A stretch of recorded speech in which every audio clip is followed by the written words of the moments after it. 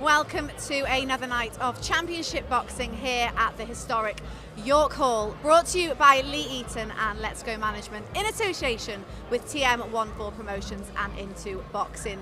Joining me, Ali Drew, this evening, we have on comms Andy Clark, and he's going to be joined by Craig Richards. And we've also got joining us now is the promoter Lee Eaton. Welcome. Right, Andy, I'm going to start with you. We were here 4 weeks ago for another one of Lee's shows. It was a fantastic night. Back here again, and it's going to live up to the expectations.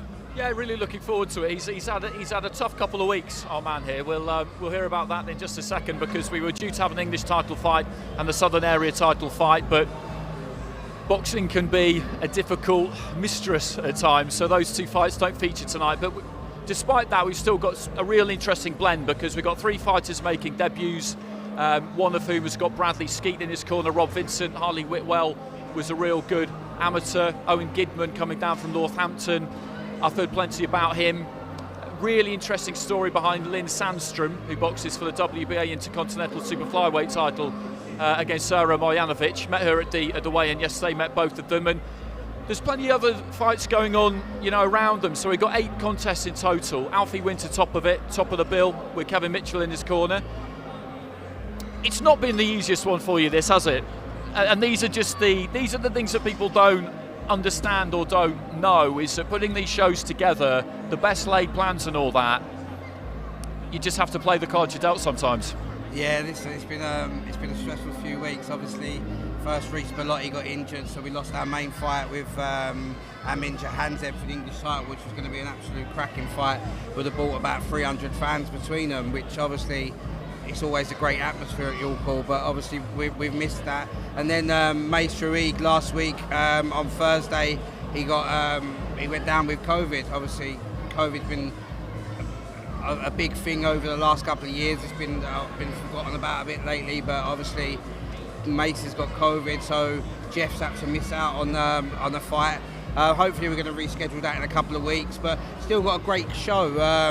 Obviously, Lynn Sandstrom is trained by a good friend of mine, Tony Del Vecchio from Sydney. He rang me a few months ago, asked me to put a fight on for him.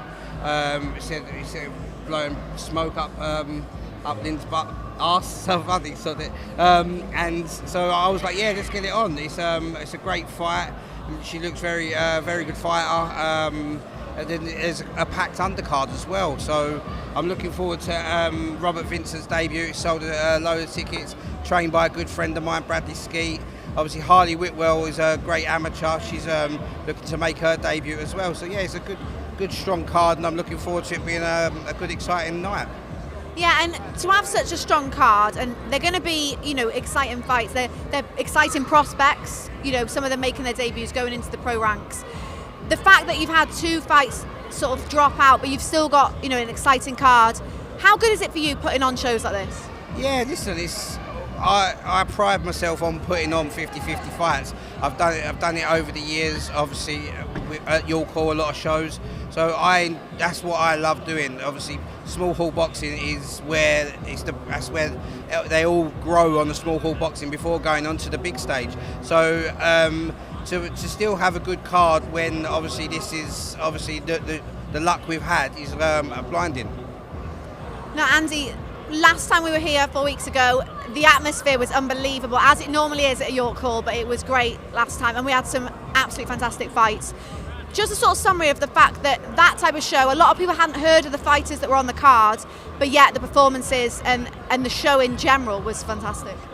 Yeah, it was great, and any time you have a domestic title, whether it's a British title, a national title or an area title, you're just guaranteed a really good competitive fight and a good atmosphere.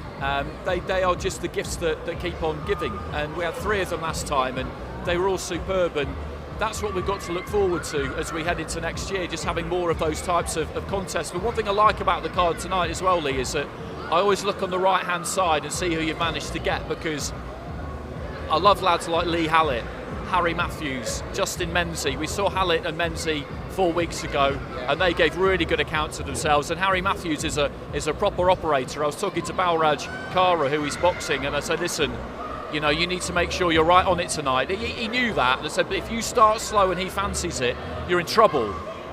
Yeah, listen, with Harry Matthews, Lee Hallett, Justin Menzies, they could all turn it up on their day. And we're seeing it with our good friend Lewis Van Pooch at the minute. He's absolutely flying at the minute. Cole Sampson on the away corner, 4 wins in a row. If they fancy it, these boys can really fight. And that's what these prospects need. Obviously, Balraj did a proper fight tonight. And even Owen Gidman to fight, obviously, Lee Hallett on his debut is a very, very tough debut, but listen, it's exciting to see. The boys will always come and have it, so I'm looking forward to it. Yeah, that's exactly what I was thinking for Owen Gidman, who's got a good amateur record, but to take someone like Hallett on your pro debut, that's quite. You know, people look at Hallett's record and they won't understand. You know, people watching this, you'll be pretty much tuned into how boxing works, so you'll get it. But a lot of people will look at his record and that's a bold move, taking someone like him on your professional debut. But this is what you want to see, isn't it? Because let's say you lose on debut to Lee Hallett, but learn a lot. That's a step forward. Yeah, no, 100%. Listen, fighters have lost on their debuts. Look at Bernard Hopkins. And there's how many people have lost on their debut and still gone on and won world titles and stuff like that. It's not the end of the world, but listen, it is what it is. It's a good test for him. If he gets through that, he'll learn loads. I think actually Lynn lost on a pro debut actually. Yeah, I didn't realise that. Yeah. And she's now in this position fighting for a title tonight. Brilliant. See, there we go. Yeah, exactly. Johnny Nelson lost his first 3. You know, there's plenty of fighters who haven't managed to win on pro debut. But the women's fight is really interesting because I know Tony Del Vecchio a bit myself, and I saw him out in Dubai. We were both out there, and he's got a real good setup at the Bondi Boxing Club. And as soon as I saw that's where she was boxing out of, I knew I could expect to see him yesterday. The story of that fight, you did briefly outline it. It is really interesting though, because people never would have guessed that was supposed to be in Vietnam. Yeah. And now it's in East London. Yeah. You know, these are the kinds of things that. Quite similar. These are the kinds of things that you deal with. Yeah. But no, listen, it's a good card. I'm looking forward to it. 2023 is going to be a lot, very exciting for the Let's Go management team. A few things going to be announced in the next few weeks. So I'm just looking forward to carrying on, putting on good shows, and making small boxing lively. Well, it should be a good night. Lee, thanks for joining us. And you're going to be on commentary duty with Craig Richards when he arrives. Hopefully, he should be here any moment. But the fighters are ready to go, so we'll hand over to our MC, Jonathan Millard.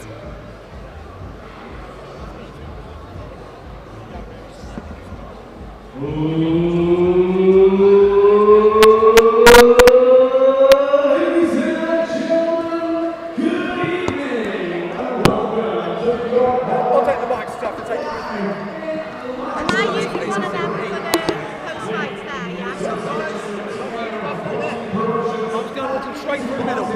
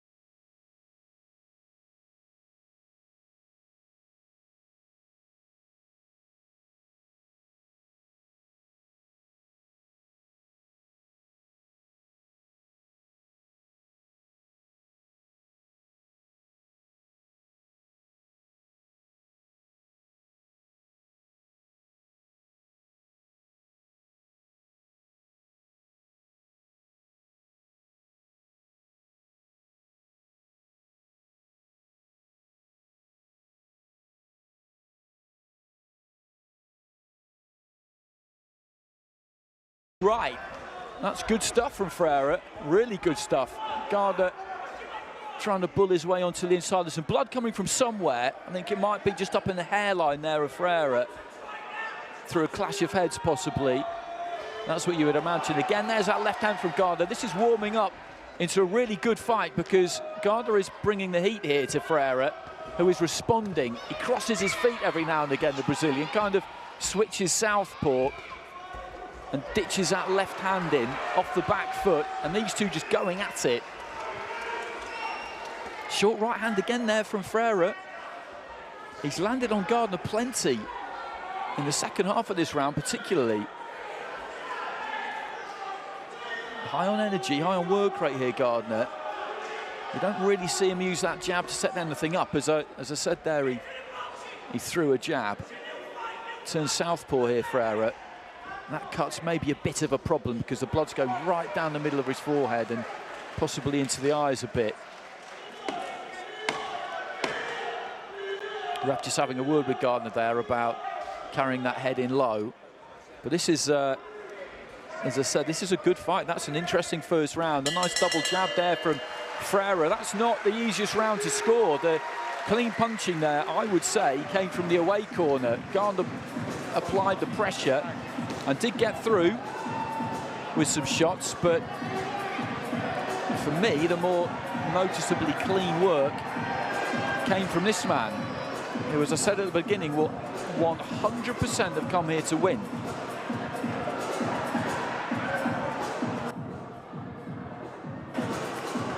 Just getting that swab into the cut. There's no great problem there, I don't think. Get the adrenaline into the wound and hope it seals up. Coat a little bit of Vaseline over it. See if they can just stem the bleeding. Corner, 10 seconds. You're allowed water, adrenaline, Vaseline. Those seconds out, just saw that. round 2. Tape. There's not too many things you're actually allowed in the corner. And that solution has to be 1 part adrenaline to 1,000 parts water. Referee just a little bit unhappy with the speed with which Ferreira's corner vacated the ring at the end of that first round. And again, Gardner just looks to get onto the front foot here. There's an uppercut though. He just takes those feet back there, Ferreira, gives himself a bit of room and lets those long levers go. And Gardner's just closing his own space down as he comes in. There's a good right hand again there from Ferreira, who's just, he's making the adjustments here, just half a step back and just catching Gardner as he comes forward.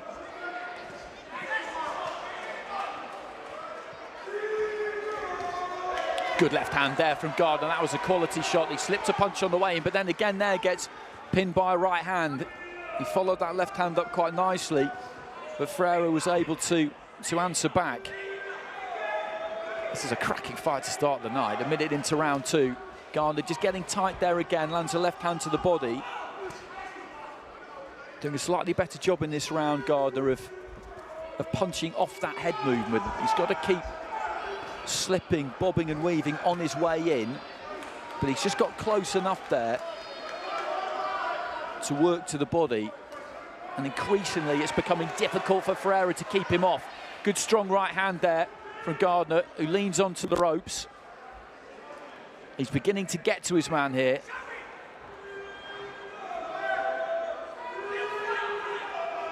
Had a little look to the corner there, Gardner. A little feint with the front foot as well. Just over a minute remaining in round 2. Trying to double jab his way in, but gets onto the inside and landed a right hand. Good stiff jab there from Ferreira, who turns nicely and then aims that kind of long uppercut.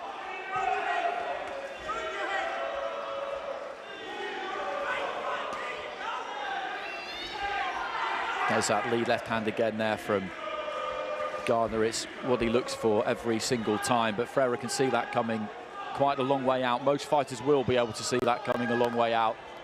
He's got to try and use something to set it up, hook off a jab, rather than just explode straight into the hook. Every now and again, maybe, but it's something he does, I think, a bit too often. Took the feet in nicely there, Gardner, then looked to try and throw that right hand. Last 20 seconds of round 2.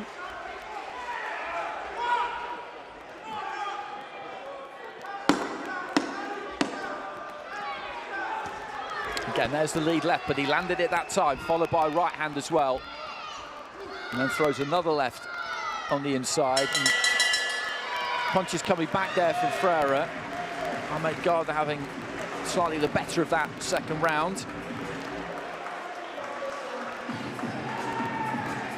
Dominated the first 90 seconds of it, I would say. The second half of the round kind of meandered a bit.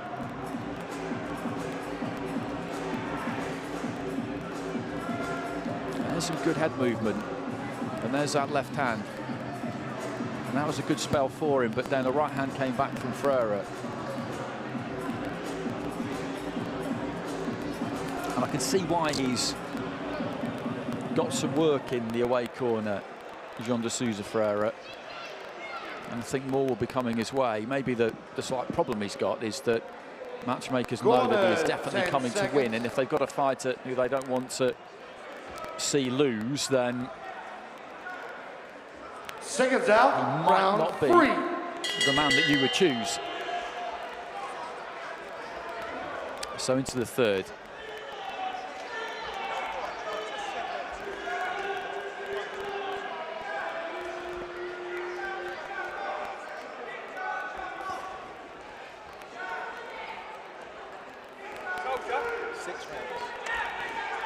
Straight right hand there from Gardner. Then the right hand comes in for Ferreira as well.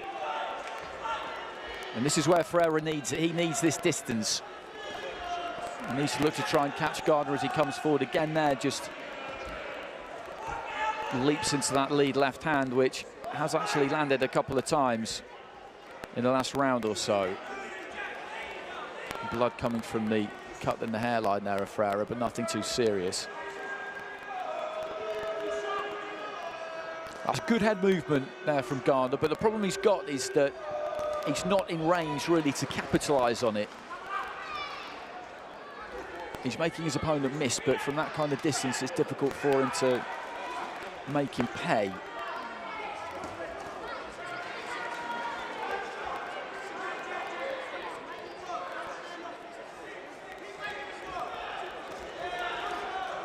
Right hand on the inside there from Gardner. Managed to move in behind the left to the body.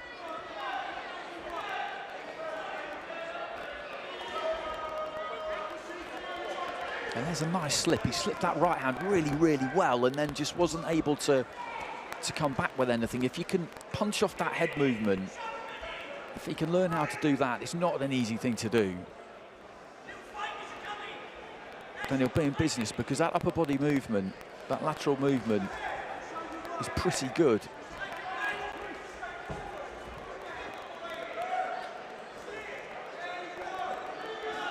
Looking for the uppercut there, Ferreira.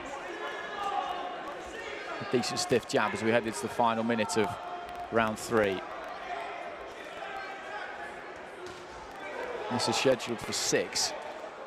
And as I say, the pace of it has been pretty hot. Again, good head movement there from Gardner, but when he gets close through a big right hand there, when he's able to make his opponent miss like that and get into punching range, he's got to capitalise. It doesn't mean that he has to throw something massive. He's got to land something, though.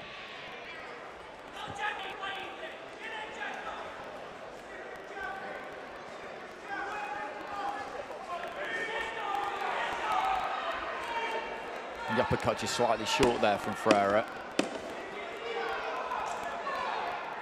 Heading up to the halfway stage, and this has been really competitive right from the beginning. Good long right hand there from Ferreira to finish the round, right up above us. And that was a tight round, that third round. And it's very much in the balance as we head into the second half.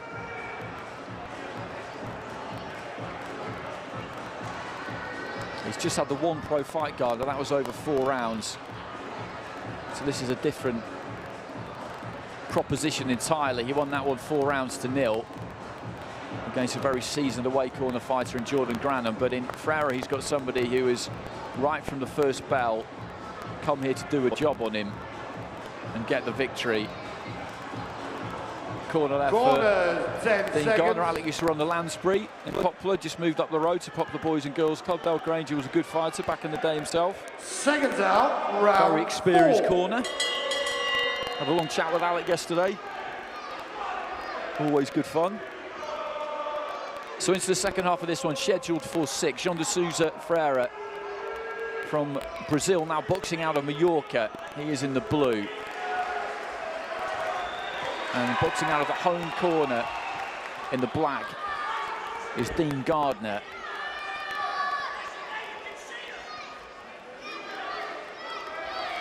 Looking for that right hand there, Gardner. Sousa Ferreira would be well advised just to keep trying to pop that jab. Look for a big right hand over the top there. Gardner got close. I just think that when he gets close, he needs to try and relax when he gets close. Just let those hands go, punching combination. He's aiming for big, big shots. Another stiff jab again there, just catches him coming forward. Needs to try and just loosen up, just, as I say, just relax a little bit. The head movement is good. When it takes him to where he needs to be, just let those hands flow, just let them go. It doesn't matter if everything gets through clean or not.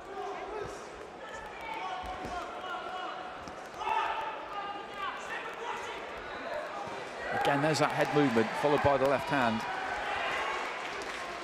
Work to the body there from Gardner.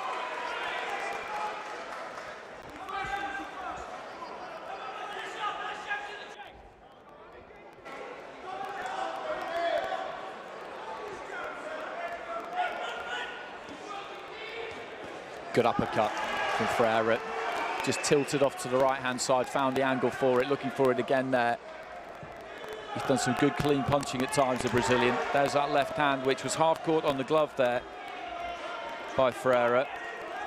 Gardner just keeps coming. The Brazilian's one of these fighters who, for quite early in the fight, began to look a little bit weary, but I think that's just his face, to be honest. You get that every now and again. Fighters look tired, quick. Their face tells you one thing, but their body tells you another. He's got that sort of rubbery element to him as well, which just makes him able to, at least so far, soak up these shots quite effectively. There's that left hand on the inside again, though, from Gardner, looking for that right. And again, that right hand is a really good example of what I was talking about. He kind of snatches at it. He's really tight when he throws it. If he could just let that flow, just sling it down the middle as straight as he can, then it might reach. But as it is, he's kind of strangling it.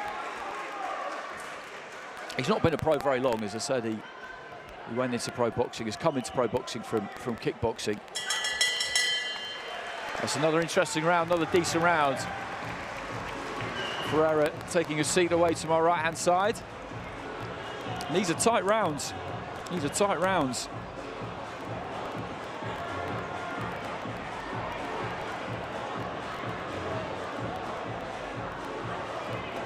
There's that lead left hand, but he's got the right hand up there to protect himself. Gardner just chipping away to the body every now and again as well. He's got a very muscular kind of approach. And Ferreira actually, stylistically, he needs a little bit of what Ferreira's got.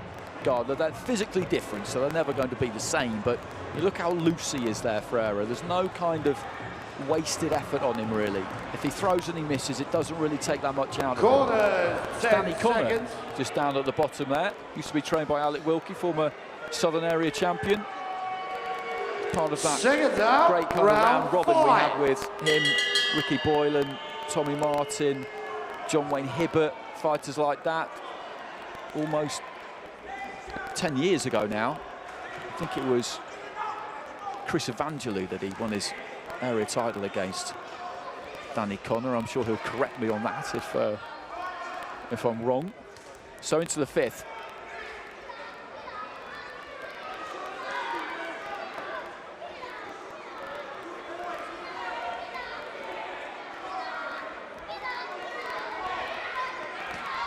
He's just setting his feet and really looking for those long uppercuts almost.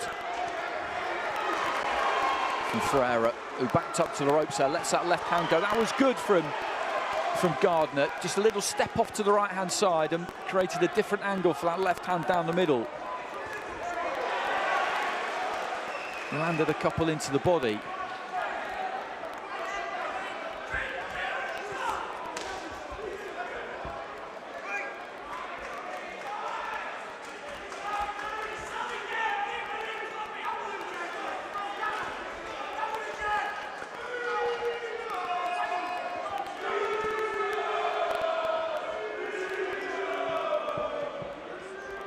Southpaw here, Ferreira, just kind of flicking, dabbing with that jab, but he throws it often enough. It gives Gardner something to think about, and again, that's the kind of area where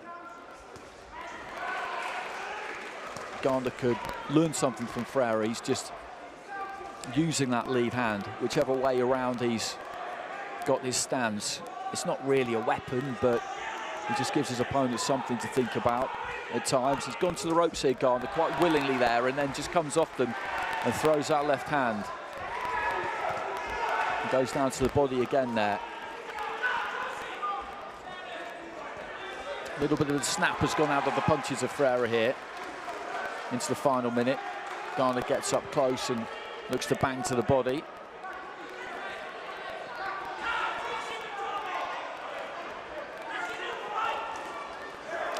Got caught with a couple of good shots there. Gardner looked for the long right hand, really committed to it, but Ferreira saw that one coming, just took his feet out and then clipped him a couple of times as he was just standing in no man's land, really. Good short right hand there from Ferreira, left hand to the body too. He's just got his mojo back a little bit towards the end of the round.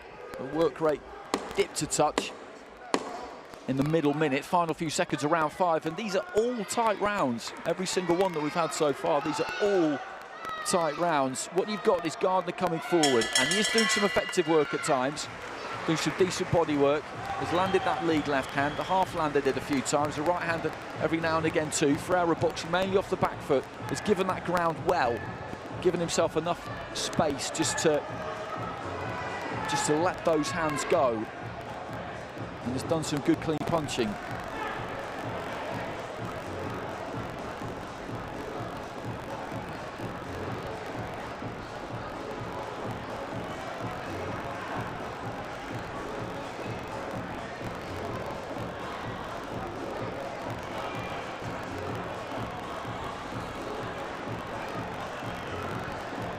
Head movement is still there from Gardner, still there. He's got himself into very, very good shape. 10 seconds. Throws that right hand.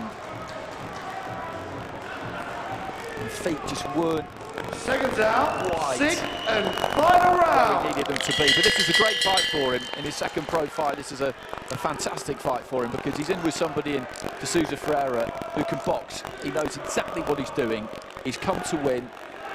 He's got decent technique. And he's got some minerals because this has been a tough fight right from the beginning.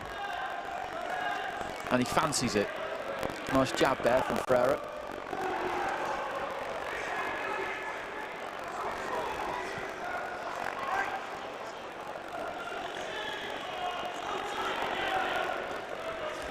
And he just gives himself the room there, Ferreira. Takes those feet back a little bit, chops down with the right hand as Gardner comes in.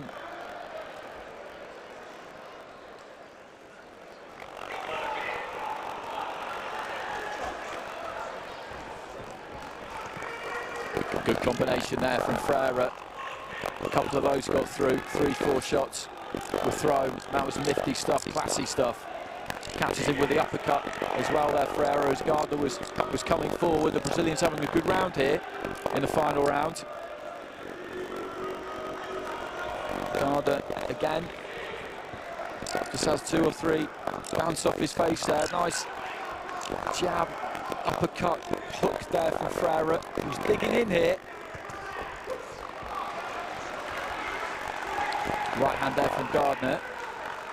That landed midway through the round. And the Brazilian has upped the tempo here. He's putting these punches together. And as I said at the beginning, he's got that kind of looseness to him. He's able just to do that. And he still seems to have plenty left in the tank. There was a good left hand up close there from Freire, which landed on Gardner.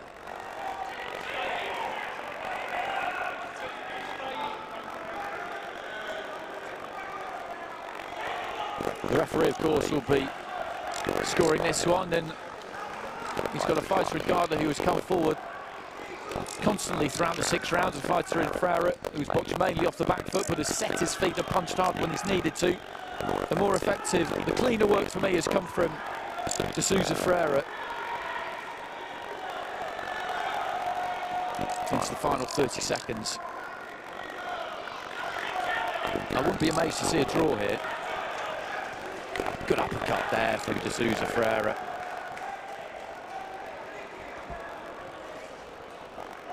Who has won this final round, there's absolutely no question about that.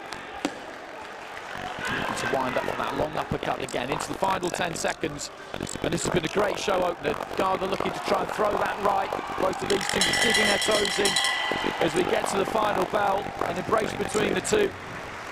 And that was good stuff. That was really enjoyable to watch.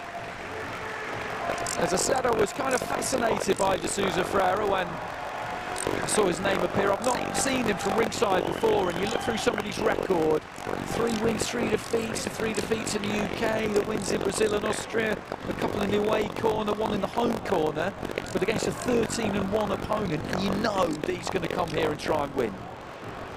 Definitely against a fighter 1-0 as well. He was always going to fancy this. De Sousa Freire. Whichever way this goes, that is a really, really good fight for Gardner. He'll have learned loads in that 18 minutes, stepping up to 6 rounds in his second pro fight. Very, very competitive all the way through.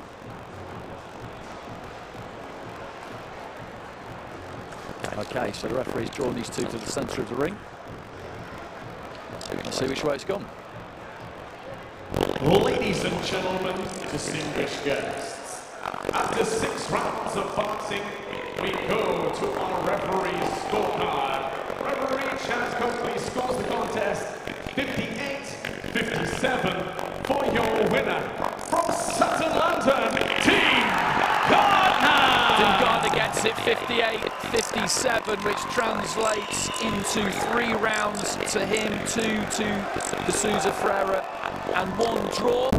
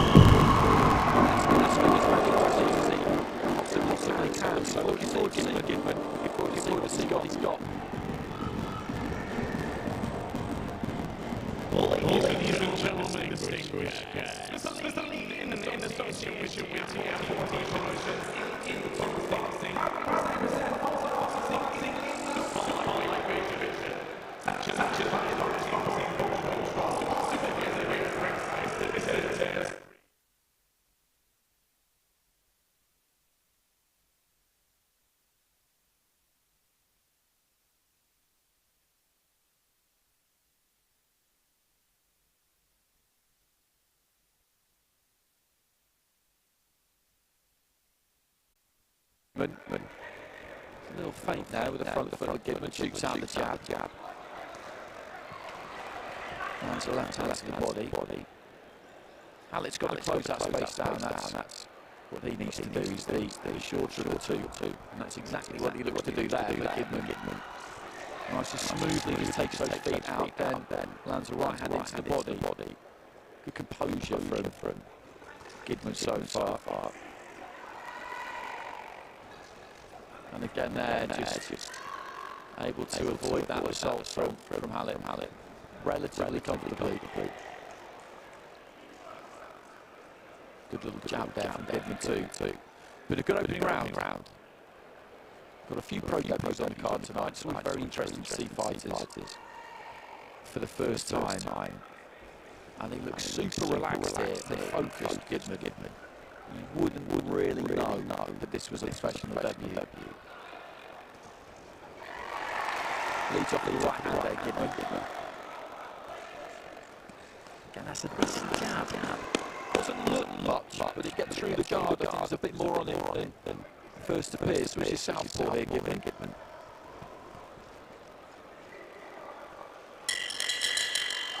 That's a good round. The man making his debut in that blue corner. He looked very composed, very accomplished. Now they're not able to get to him in that first 3 minutes. He'll keep the faith though. He doesn't win many, that's true, but he always looks to bring the heat.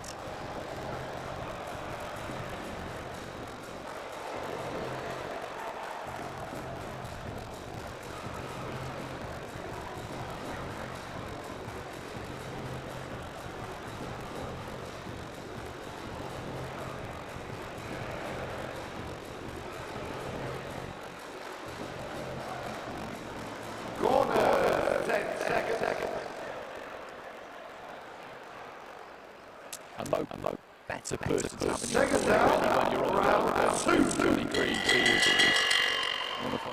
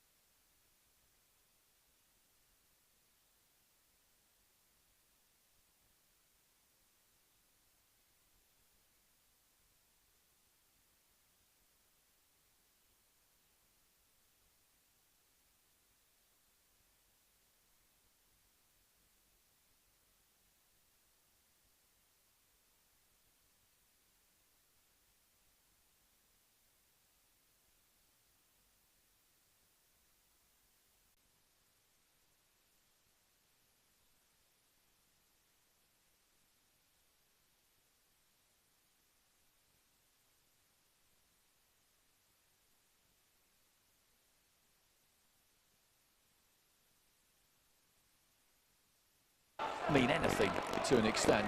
Seconds out, round This is going to 3. be a worthwhile outing for Gidman. I think he's going to have to dig in the third and fourth here a bit. Keep those feet moving, keep that technique together. Doesn't want to get dragged into anything at close quarters here. That's exactly what Hallett will want. Keep using that jab. He steps in with that jab well. Gidman's in the white, Hallett in the black, gold and green.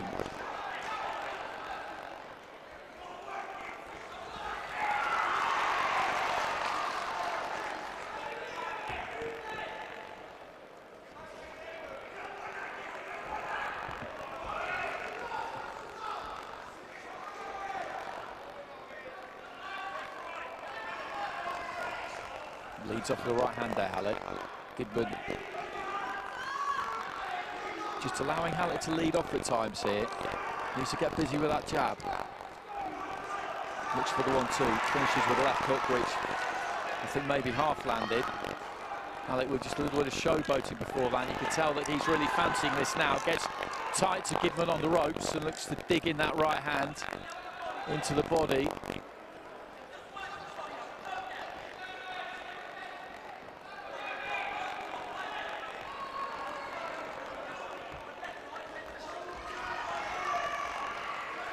And again, Hallett's just leaning in there.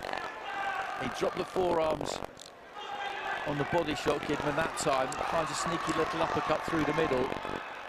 But I think the corner might tell him, Kidman, get on that jab, keep that space between the two of you. Don't get drawn into anything on the inside. You don't really need to be doing that.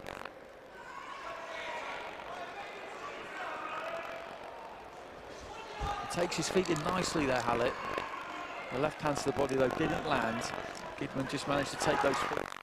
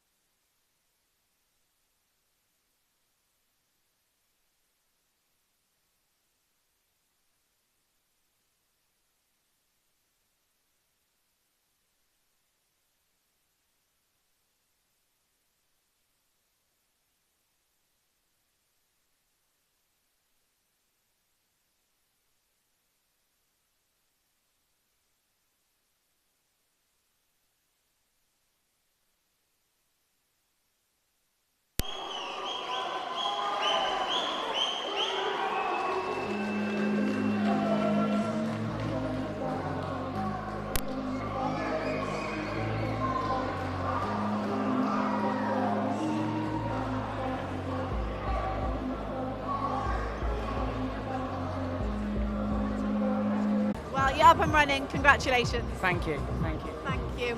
Right, the fights will be returning very shortly. Stay tuned.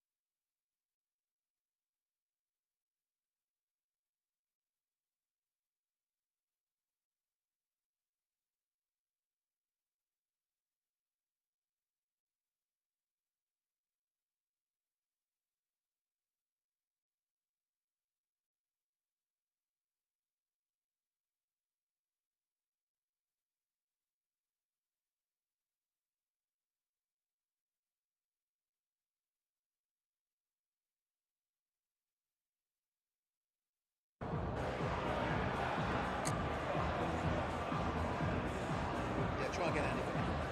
1 2 1 2 1 2 3 1 2 3. Testing, testing, testing. Good. Thank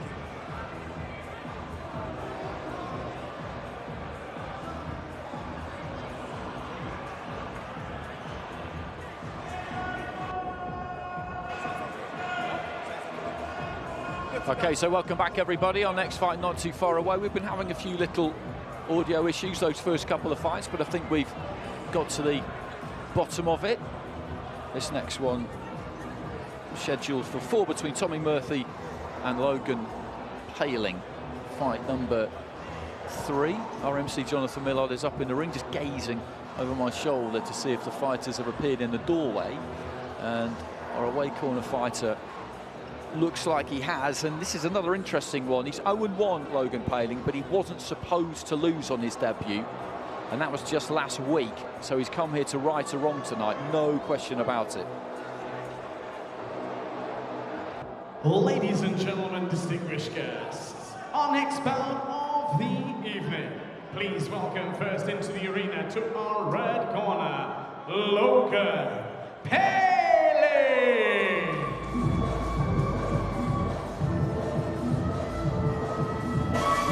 So this is Logan Paling, boxing out of Birmingham. As I said, 1 fight, 1 defeat. That was last week at the Holiday Inn in his home city. He was supposed to win. He was in with the 0-10 Jake Osgood, but lost 3-1. So I reckon he's taken this fight because he's desperate to get back in there and show everybody that was just a blip, which should make for an interesting contest. And his opponent, ladies and gentlemen, distinguished guests, please welcome to the ring and the blue corner, Tommy Murphy.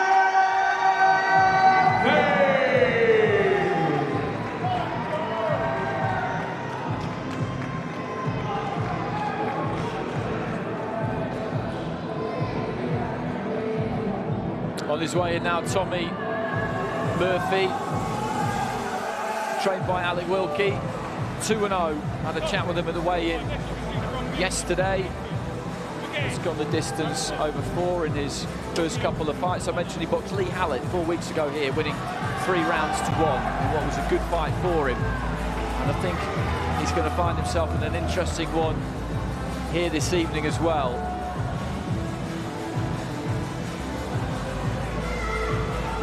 Ladies and gentlemen, distinguished guests, our next bout of the evening, leading in association with TM14 Promotions and Into Boxing, proudly present 4 rounds of action in the super lightweight division.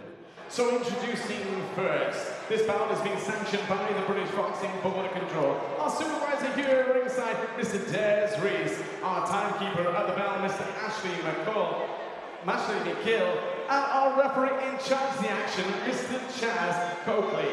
So introducing to you first, fighting out of the red corner, his official weight on the scales, 10 stone, 1 pound. He enters the ring tonight with a professional record of 1 defeat, wearing the black and white shorts from Birmingham, presenting Logan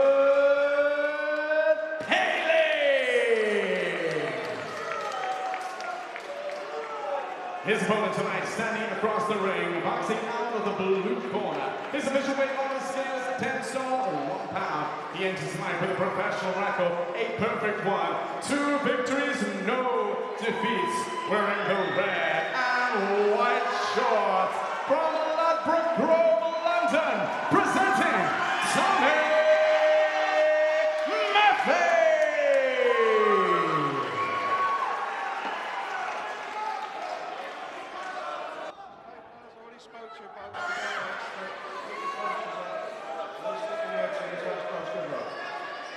So touch of gloves, and as I was saying during the ring walks, I think this could be interesting. Paling has got something on his mind here. Trained by Sean Cogan, away to our right-hand side. Murphy in the red, southpaw in the black there, Paling.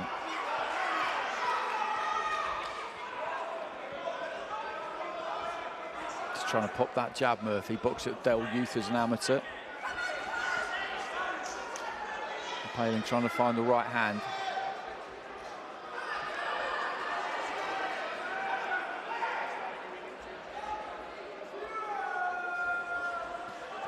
Left-handed to the body there from Murphy. He's got the feet nice and close.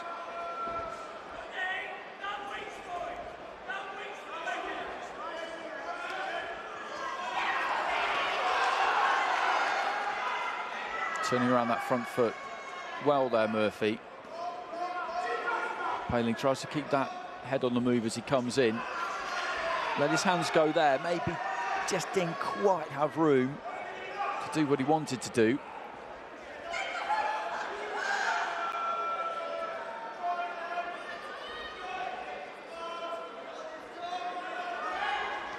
Left-handed to the body there from Murphy was decent. He throws that double jab to get himself close enough and then looks that left hand to the body. It's a good tactic because it just means you're guaranteed to hit something.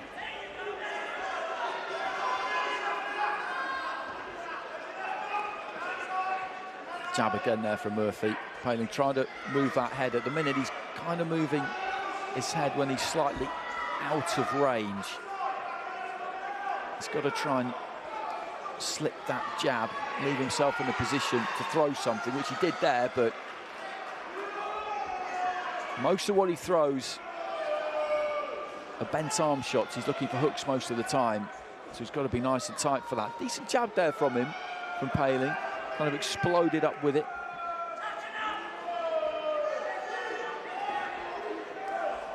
Right hand to the body there from Murphy. Just short with the right hand there, Paling, and Murphy, who pulled slightly back, was in a good position to let him know about it. Just landed 2 or 3, maybe not completely clean. He's got good feet, Murphy.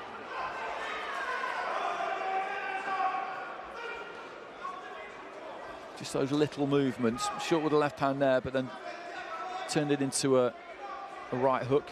Little step off to the right hand side to try and change the angle.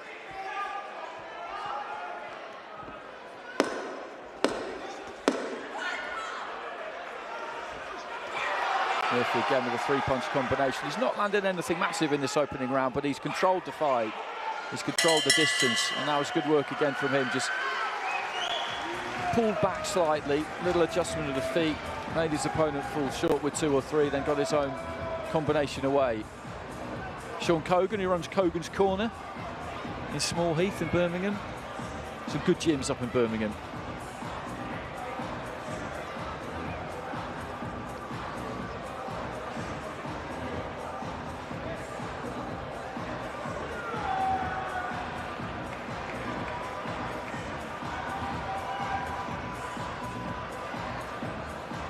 There's that left hand to the body. He's just pecking with that jab, just trying to measure the distance more than anything else. And then just moves his feet in behind it nice and quick. Because that guard is quite high. Corner, 10 seconds. He does offer you a bit of body to work with. Seconds out, round 2.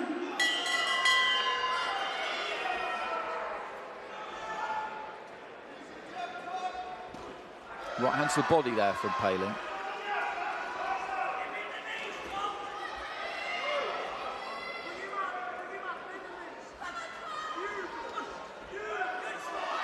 There's that left to the body again from Murphy. Poehling just trapping his arm there on the blind side of the referee, just dropping his elbow on it, his forearm on it.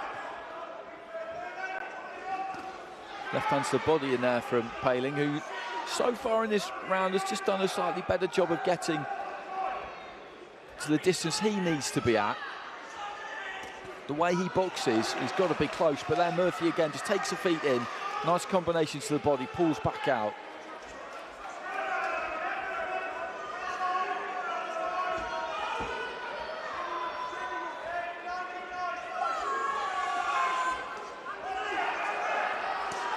Nice right hand into the body there from Murphy. The left hand didn't quite get through, maybe half blocked, and then just dipped off to his right hand side, got good rotation into it. Just putting a bit more on his punches now, Murphy. Committing to them just that bit more.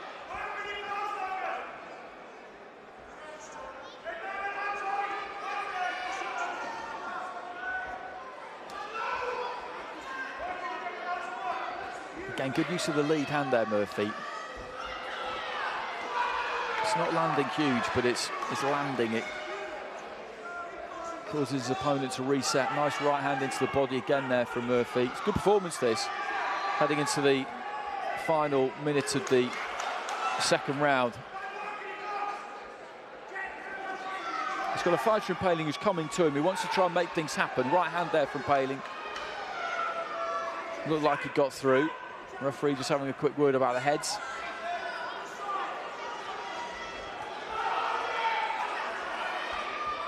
Poehling can tend to come in a bit low with his head at times.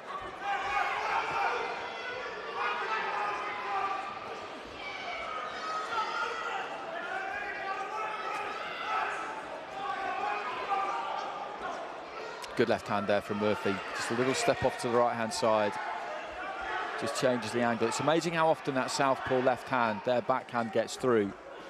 He just tends to find the gap, but particularly when he just gets slightly off centre and throws it straight. Good jab. Again from Murphy, and a lovely jab there. And he's just clicking through the gears a little bit in this second round. So nice upper body movement on the ropes on the far side. Poehling smiles, he's enjoying this, and he'll certainly continue to bring it in the second half, but Murphy is the more skillful of these two.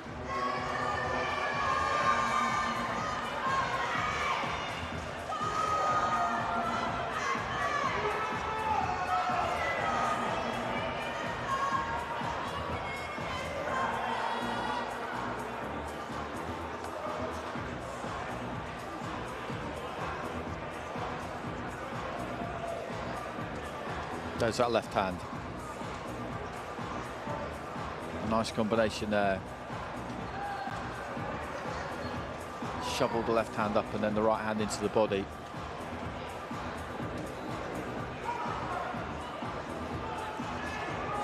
Corners, 10 seconds.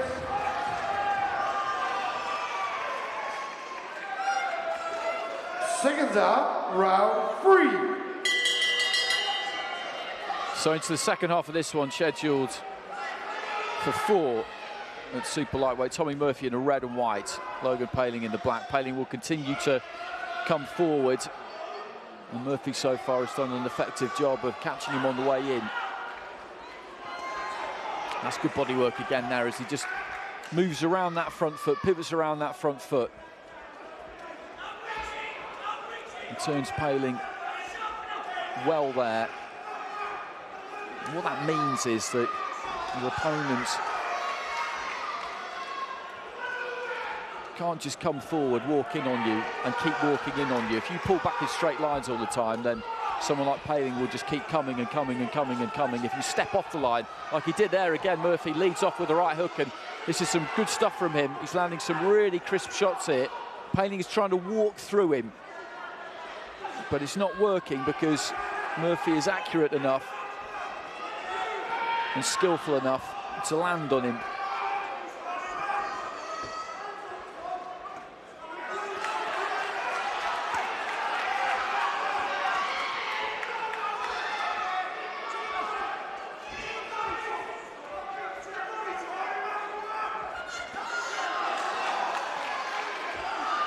Again, just using that jab, looking for the 1-2. He doesn't do anything flash, Murphy. It's just good basics. Jab, 1-2, finishes with a right hand to the body, again as he did there. Missed with the jab, missed with the left hand, but he's in the right position to throw the right hand, so throws it anyway, and that third punch of the combination gets through. Poehling again just looking to climb onto the inside here. He's really gutsing this out here. He's absolutely determined that he's going to get to his man. There's that left to the body. He's worn a few of them. He's in terrific shape, they both are.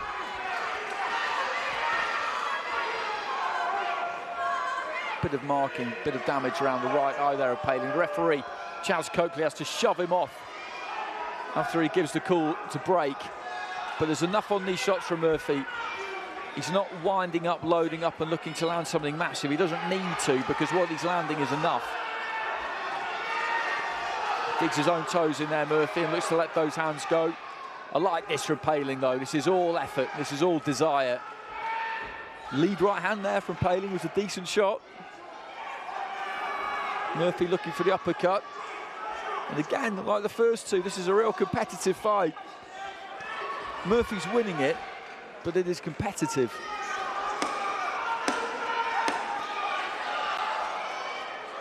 Again, there's that three-punch combo. Jab, left hand, right hand to the body from Murphy. That's what he's looking for. There goes the bell.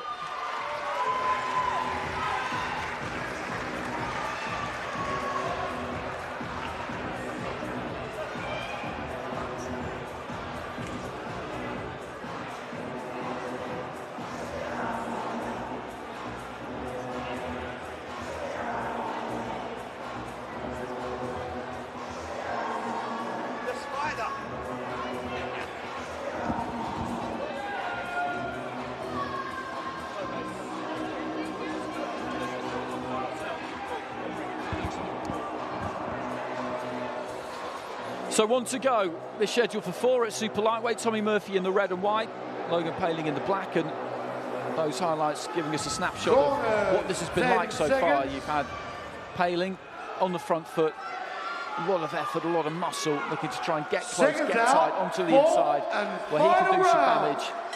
And Murphy, for his part, has just used those feet nicely. He's taken them back, he's kept that distance, snapped the jab, left hand, right hand to the body. So good technique. The Poehling's going to come for him, hell for leather in this final round. He's 3 rounds down on my card. So he's going to turn this around, then he's going to need the stoppage. Murphy just, again, just looking to try and find a route through for that left. Reached for it a little bit there, which has been unusual. A bit of reddening around the left eye of Murphy, so this has not been one-way traffic by any stretch. Poehling has had his successes. It's just the blue corner has had more.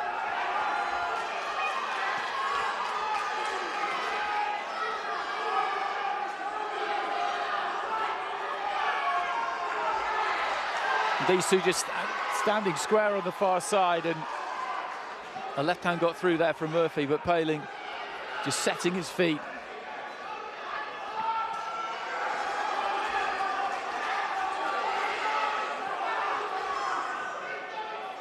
Decent left hand there from Murphy. Again, just pulls back, pulls the weight back onto that back foot.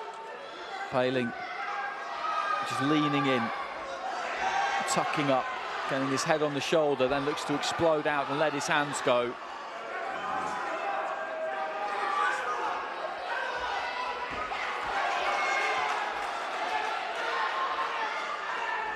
Poehling still coming forward, made to miss there though. No knockdown, correctly called there by the referee.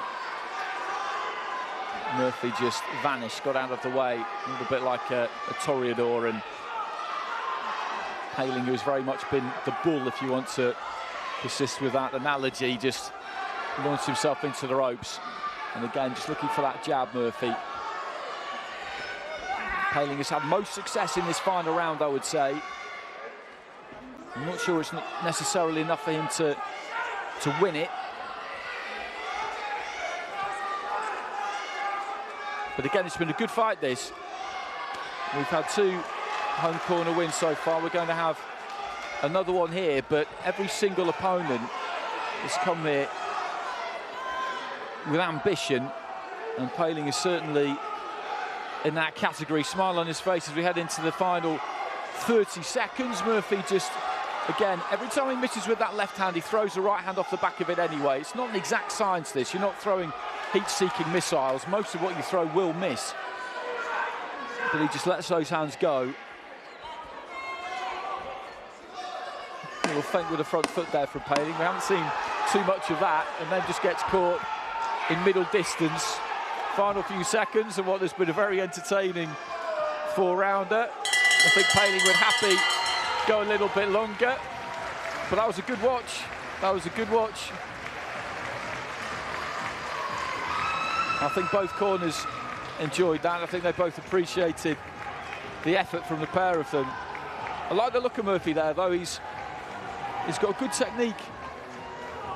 Again, he keeps it simple, throws that jab, throws the 1-2, looks for the right hand into the body. Every now and again he had to dig his toes in and swing a bit because that was the way that Poehling was going about it.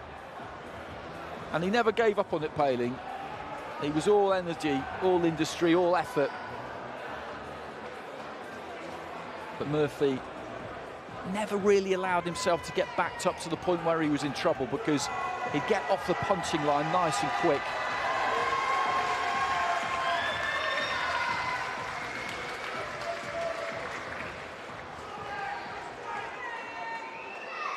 Ladies and gentlemen, distinguished guests, after 4 rounds of action, we go to the referee's scorecard.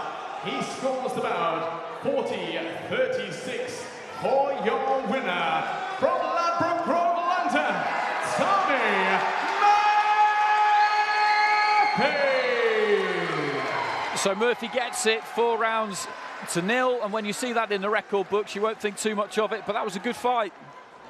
Logan Poehling, there's fights out there for him. He might want to try his luck back in the home corner when he gets back to Birmingham. Maybe he'll persist in the away corner, but there is plenty of work out there for him. And Murphy goes to 3-0, and he looks a good fighter.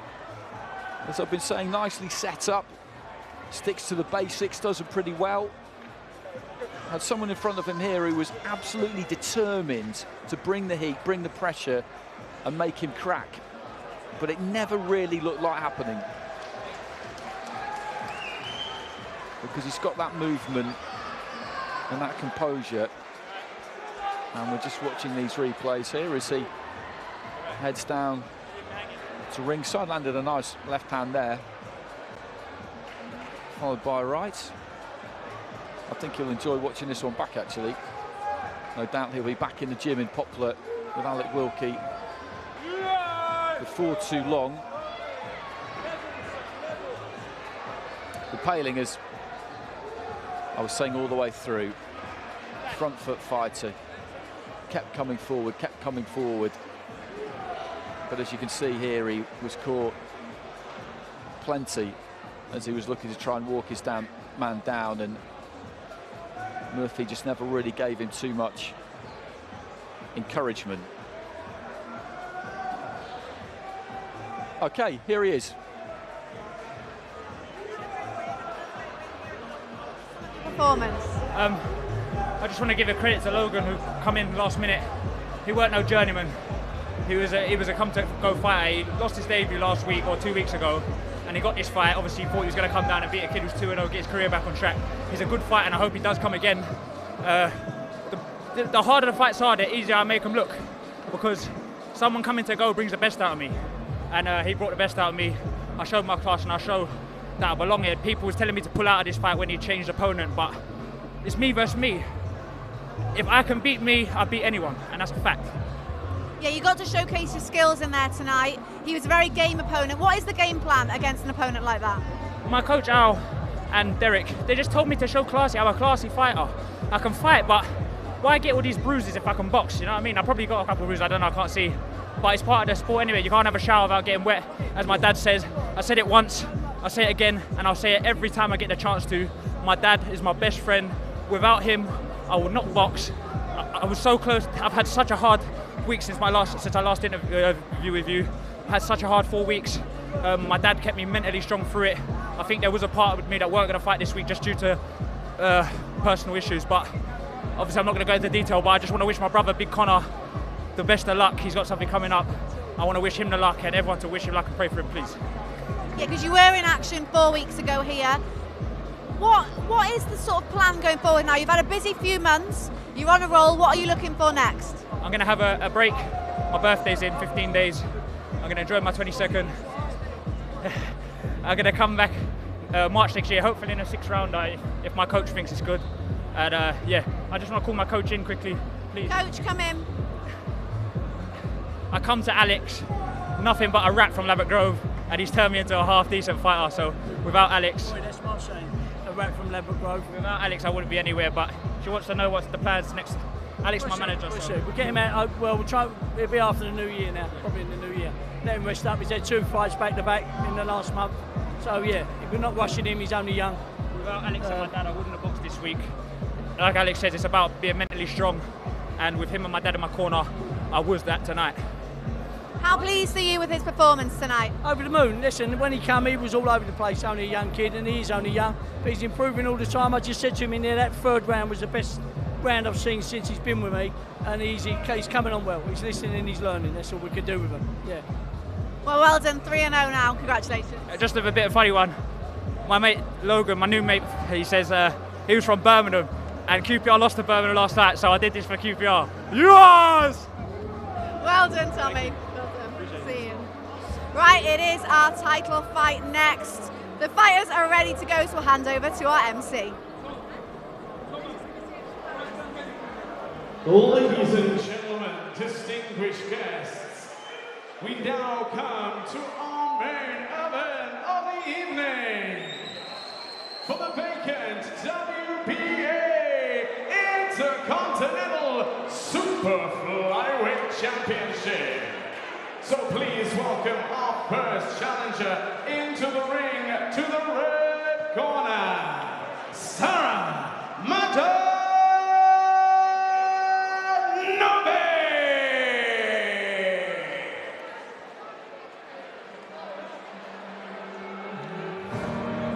So 10-2s here, 10 2-minute rounds for the vacant WBA Intercontinental Super Flyweight title. This is Sara Marjanovic, who I've seen quite a bit. I remember watching her 5-6 years ago against Patricia Burkholdt, who's turned out to be a good fighter. She's boxed extensively across Europe, never been stopped, went 8 rounds with Firuza Sharipova a couple of years ago. Sharipova, who lasted the distance against Katie Taylor last December. Taylor fights tonight. And her opponent. Ladies and gentlemen, distinguished guests, please welcome our second challenger into the ring to the blue corner, Lynn Sandstrom.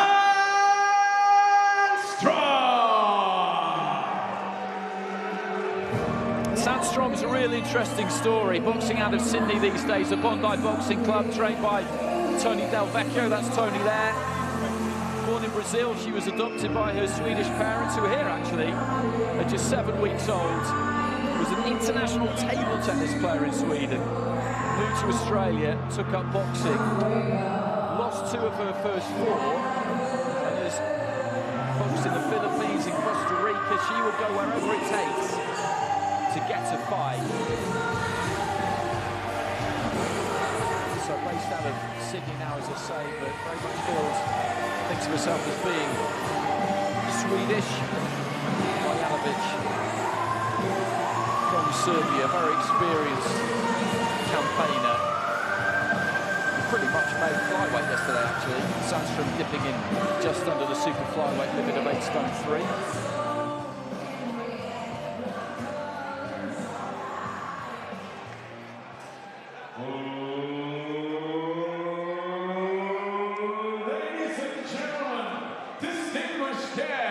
Live from the York Hall, London, Lee Eaton in association with TM14 Promotions, streamed live on Into Boxing, proudly present 10 rounds of championship boxing for the vacant WBA Intercontinental Super Flyweight Championship.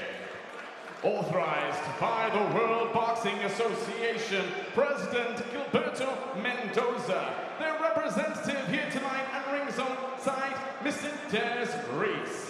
The bout has been sanctioned by the British Boxing Board of Control. Our supervisor, Mr. Des Rees. Our timekeeper, Mr. Ashley McGill. Our 3 scoring judges for this contest here at ringside, Mr. Chas Coakley, Mr. Mark Bates, and our referee and scoring the bout as well, Mr. Howard Foster. So ladies and gentlemen, distinguished guests, your call. Are you ready? Then believe the hype, it's time to fight.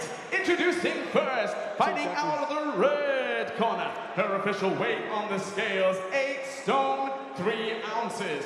She enters tonight with a record of 9 victories, 3 coming by way of knockout, 10 defeats. Wearing the black shorts from Belgrade, Serbia, presenting Sara Marjanovic.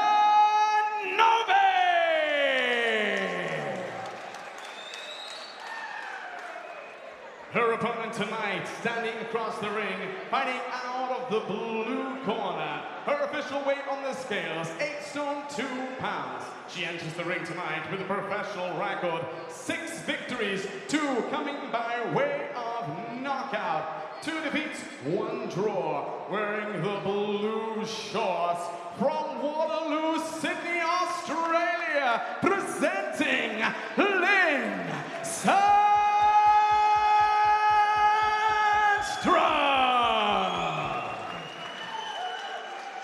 Our referee to give his final instructions.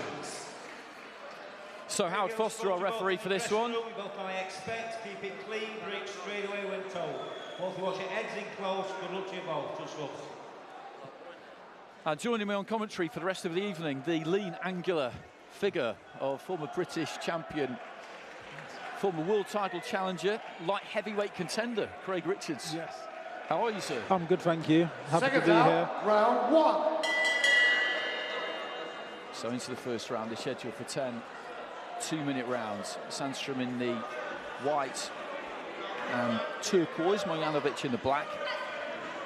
Sandstrom starting nice and quick there, just looking for that jab. And the signature of these 2-minute rounds is the intensity, isn't it? Yeah. The work rate by both fighters all the way through. 100%. And Sandstorm's come out very fast in this first round.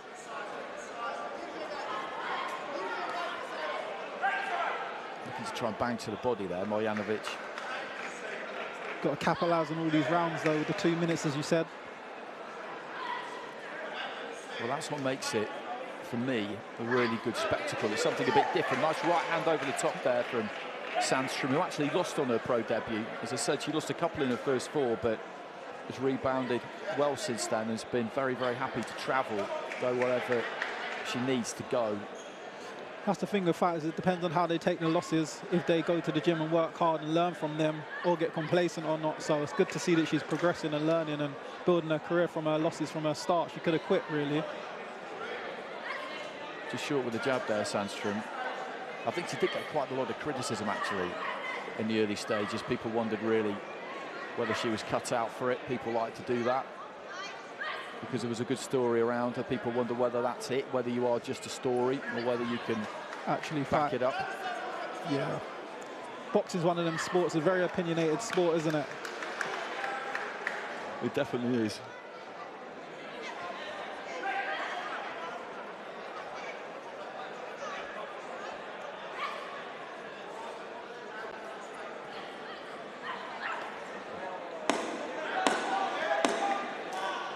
Now goes the clapper, final few seconds of round 1. It's a nice jab from Sandstrom. She just dips her knees, drops her height, and really pops it up. It makes it difficult for Marjanovic to deal with, really. So the first round in the back there, and that'll be a round for Marjanovic. I was thinking earlier when I was on my way here, actually. Yeah. I covered almost all of your career until about this time last year, including your professional debut, which was in this ring, wasn't it? Yes, it was in this ring. My James first debut. Child. It lasted, God, it lasted no time at all because he got cut almost straight away, didn't 40-something seconds, first round, it was over my debut, which was, most people would love a debut like that, early days work, so I wasn't complaining on the day. But York always usually does bring a good, nice atmosphere. You know, it's very compact and enclosed, so you can hear everything even though when there's not a lot of people in here. No, that's true. It's always like that. The noise just reverberates around here. Corners, 10 seconds. Got those changing rooms under the stairs. There's a couple upstairs, but you'll have been under the stairs. Yeah, I haven't yet been under the stairs, but I've seen them changing rooms. Luckily, I've been the home corner most of my bouts at York Hall. So into the second round. Sandstrom with a good opening. She's at number 11 with the WBA at the minute. She's actually got a very good jab. If she worked behind her jab more, she'd have a lot more success. She likes to work up close, but she's actually got a very nice jab. Ref just having a quick word.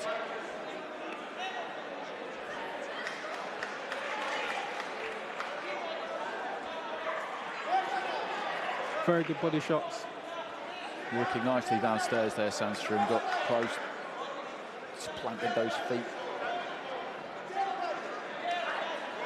Beautiful jab. She really plants it. Yeah. It's just not like a scoring, it actually a hurtful jab at the same time. It's like a rodding jab.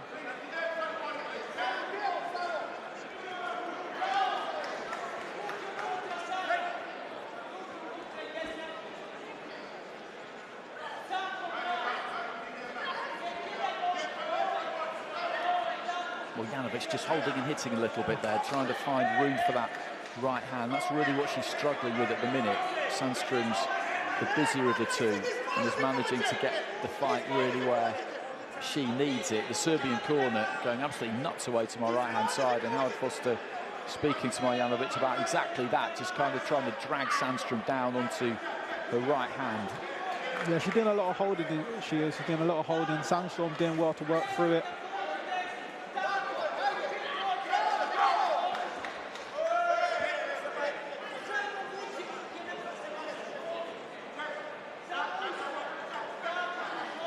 Beautiful jab again.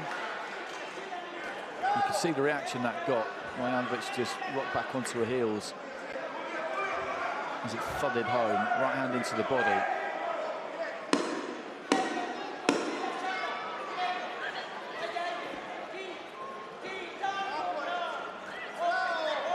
Beautiful.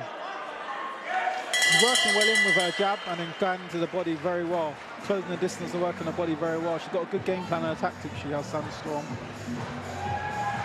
Well, she's getting inside the reach of Marjanovic and just not really giving her an opportunity to do too much. It's hard to see what the Serbian can really do about this. She's got the hope almost that Sandstrom runs out of gas in the second half of the fight, but that doesn't look particularly likely. It's looking at preferably game plan would be to work medium range, where Sandstrom's either working long with the jab and then working up close in close quarters, which is not suiting her.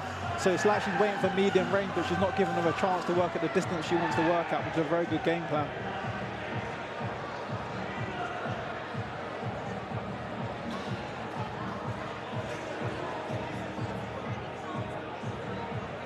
Corners, 10 seconds.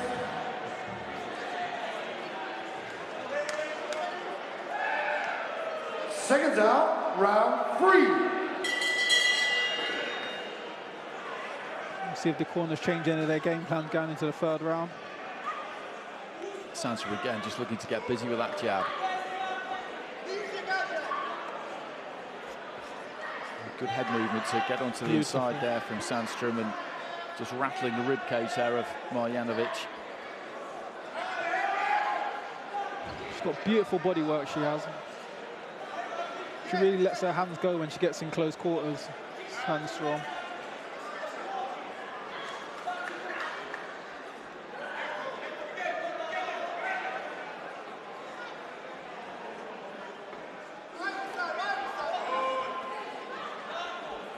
Marjanovic looking to try and throw that 1-2, but Sandstrom able to slide under that right hand easily, and once she's done that, then she's exactly where she needs to be.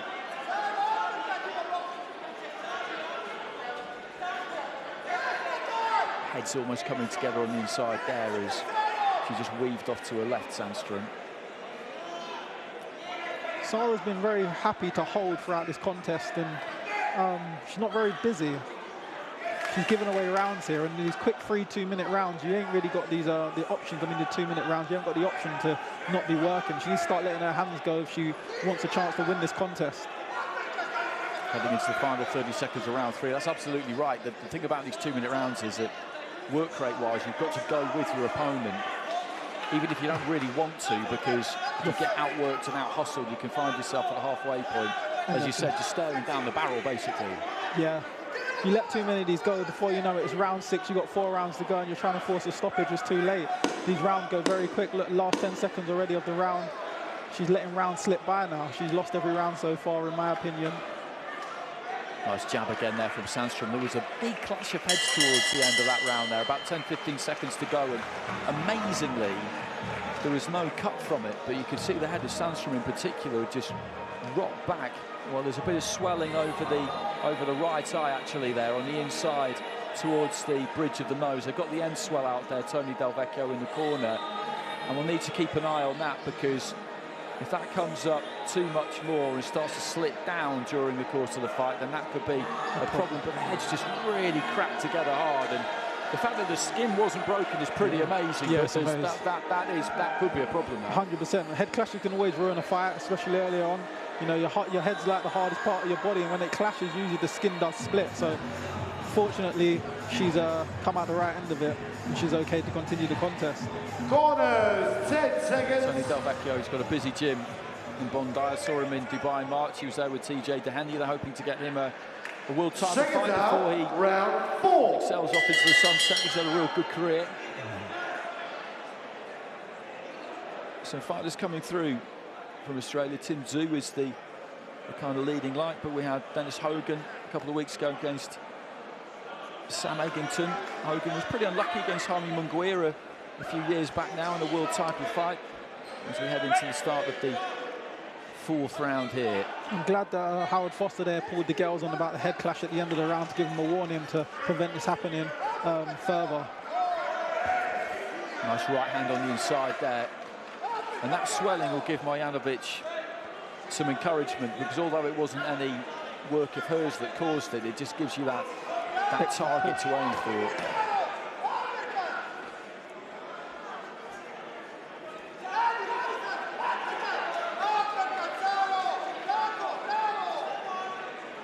And she's going after it more, the Serb, in this 4th round. I think she realises that she's 3 rounds down, and if she wants to get anything out of this, then the work has to start now. Yeah, I think her corner had a word of her in that during the break, and obviously said to her she's got to start letting her hands go, because she come out this round with a different attitude. So yeah, I think her corner definitely had a word of her during that break.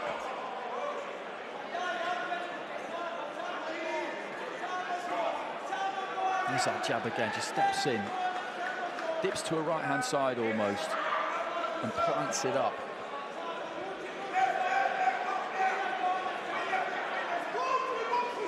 It's just trying to bring a greater height to bear a bit there and push her back into the ropes for Sandstrom. Didn't have too much trouble with that. Right hand lead there from Marjanovic was a decent shot that got through. Heads there again, very close. Right hand into the body from Marjanovic. She's having a better round, but just not enough to win it, I don't think. She's not winning the round, but it's the best round she's had so far, I would say. She's come out with a different attitude. As the rounds go very quick, that's the 10-second clapper already. Oh, good right hand there from Sandstrom, right towards the end of the round. And there goes the bell. Where do you stand on the 2-minute versus 3-minute? I used to think that 3 minutes would be better, but the way that the 2 minutes delivers great fights, like we saw at the O2 a few weeks ago, I don't think there's anything wrong with the difference. No. I like the 2 minutes. It's fast, it's action-packed for women's boxing. I think they should do some discretion if they want to bring in a rule for maybe a unification. They can, if both parties agree, they can do 3 minutes. But I think in general we should keep it 2 minutes and give the excitement of the 2 minutes for what these fighters have trained for their whole lives. Yeah, I agree with that. If it wasn't delivering the 2-minute round format, then I could see why you would want to change it. And when it comes to whether they box 2s or 3s, basically the promoter can apply to the Border Control here, or the Commission in America, or wherever it is that you are, for 3-minute rounds. Yes. Exactly how you do with men. There is no reason that it can't be done. It's just at the minute Seconds they're out, choosing to box round 5. 2-minute rounds. If Matchroom applied for Katie Taylor to box 3-minute rounds tonight against her opponent, then I'm sure the Border Control would have allowed it. 100%. I think there would be no arguments, and that's what I mean. In big unification fights, championship fights, then there can be different cases. But I think on the general conception of the whole thing, I think we just stick to 2 minutes. So into the 5th here, as Greg was saying, that was Marjanovic's best round, that 4th round. She just got a little bit busier, looked to let her hands go, caught Sandstrom on the inside a couple of times, and this is a bit messy. Yeah, it's getting a bit messy. She was putting her headlock and pulling her neck there. I think she's getting frustrated. That sounds frustrating of the holding. She just needs to stick to what has been working for her, Sandstrom. She doesn't want to get dragged into anything bad-tempered or disorganised here, because Marjanovic has got those long levers, just stepped in there with the right hand and then a jab to the body. Well, she's pushing down on the back of her head there, Marjanovic. I think a point might be about to go here. Yeah. And the referee's going to take a point away. He has spoken to her a couple of times about holding and hitting and then pushing down on the back of the head. He wasn't all that explicit with his signal there, Howard Foster, but I think he's taken a point. I'm not absolutely I'm sure. not sure either. Also, the swelling on her head looking quite bad as well, a little bit above the eye. And I think so they keep leaning in with their heads. Marjanovic found some good distance there. Sandstrom was coming in, just leaning in, and she managed to just take a little half step back, and for a split second there, just had it really where she wanted it. She needs to work back behind the jab, Sandstorm. She's sitting there taking a lot of shots unnecessarily. She needs to create back her distances again and work behind the jab. I think she's neglecting the jab, which is giving her opponent confidence into throwing her hands and letting her hands go. She needs to go back to her boxing, what was working for her in the early rounds. That's absolutely right, because when she's been throwing that jab, as you say, it's been working a treat, but now she's just kind of walking in with the tight guard, and her opponent's able just to give herself a little bit of room and just let the punches go. She's able to tee up on her and create things while she's on the way in. Before, the jab was a distraction, so she wasn't able to set anything up because she had to block the jab before Sandstorm got in to let her combinations go. But now she's not jabbing her, she's giving her nothing to think about. So I think that's the first round that we could probably give to the red corner, away to our right-hand side, and I think Sandstrom, as I was mentioning, just has to try and combat frustration here and just stick to what was working. It's not always going to be pretty. She's had that head clash, that probably riled her up a bit, but she knows how to win rounds against Marjanovic, and that's not how you do it. No, that's not how you do it. You see what I mean? She was neglecting her jab. She leaned in with her head, and she was allowing herself to get teed up on there. And this is what I was saying about creating the opportunities with the jab. Right now, she doesn't want to be going out there doing that again. She's stick back to her boxing. So heading into the second half of this one, scheduled for 10 for the vacant WBA Intercontinental Super Flyweight title. Lynn Sandstrom is in the turquoise and white, I'll call it. Sarah Marjanovic in the black. Lindstrom boxing out of the Bondi Club in Sydney. Born in Brazil, adopted by her parents, just a few weeks old, moved to Sweden. But again, that's a good start to the round here from Marjanovic, and you can just see from the kind of urgency of her movement, she's taken a lot from the last couple, particularly that last round, and she fancies this now. She's built confidence now, and that's what she didn't want to do. She's allowed her to get into the fight and build confidence. When she came out first 10 seconds, she started throwing her jab again, and that's what she needs to start doing again. Now she's going back to what she did in the previous round, tucking up and leaning in with her head, which she doesn't want to be doing. She needs to control this fight off of her jab again.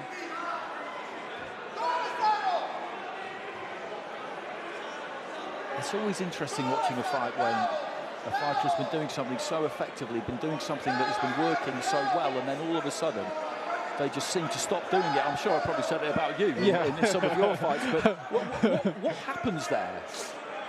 Sometimes the lack of concentration, sometimes it's like if you're doing something that's working so effectively, sometimes they can get bored and switched off, or sometimes the tiredness kicks in, they're not thinking anymore, and they're working the subconscious mind rather than what the corners told them in the game plan. So what she needs to do is stay switched on the game plan. The corner's going to have to keep drilling in her head the game plan and get her back to her boxing so she doesn't forget what was working for her and what they've been working on in the gym. Into the final 30 seconds of round 6. Marjanovic again just kind of marauding forward, looking for those long hooks to the body.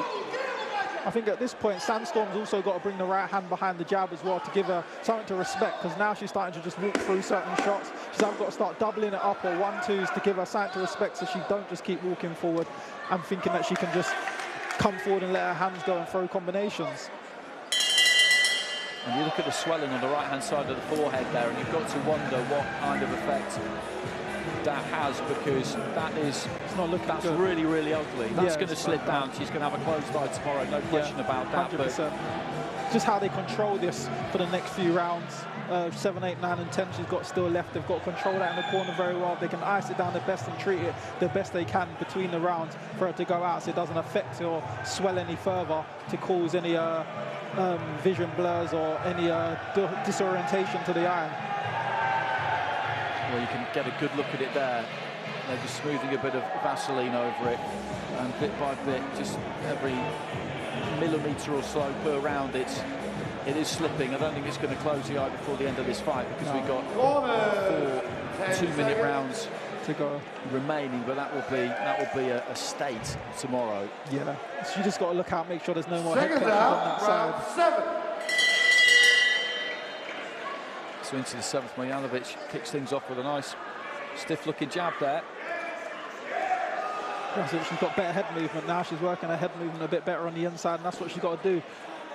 Don't just put the earmuffs on and sit there. She's got to move the head with it and let her hands go, and I think she's doing that better now. And there she goes. She's landed a beautiful left hook on the inside there. There's a nice combination came back though from Marjanovic. He's doing some good work when they get up close like that.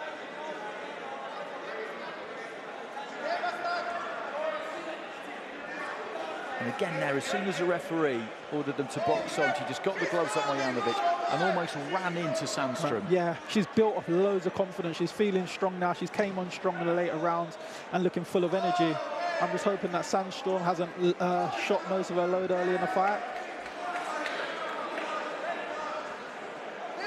I'd say at halfway she was 4-1 up Sandstrom. She was. All she needs to do really is just win another round or two, and I feel that she could see it out and win this fight. She just doesn't want to be losing all the rounds from here on, because you don't know how the judges are looking at it and how they looked at all the rounds early. So you just want to make sure you finish strong and convincing, at least a round or two more, and I think she should have it in the bag.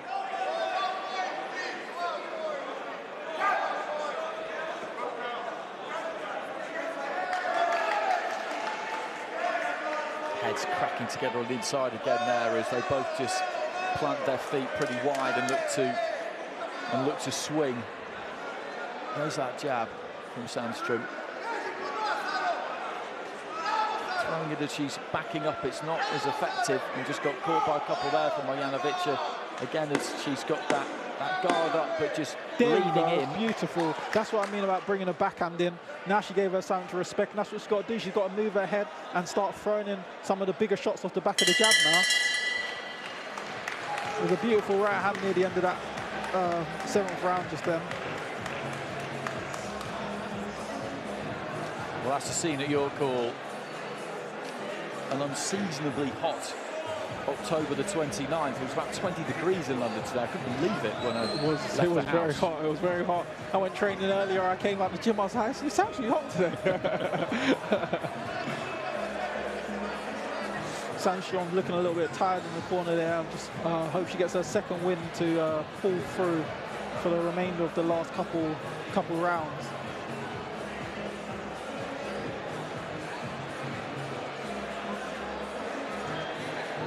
She was very much in control in those first 3. I think the head clash Corners, 10 seconds.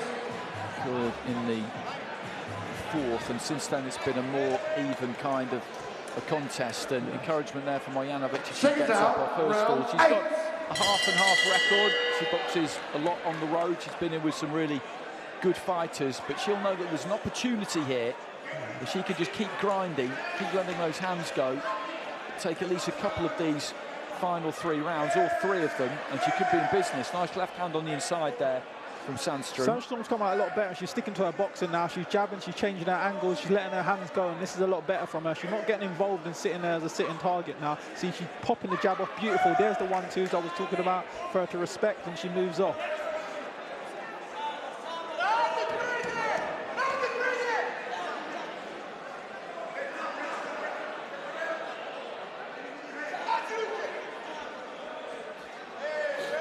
I think the corners instructed her very well because she came out with a good game plan this round, Sandstorm, and sticking to her boxing.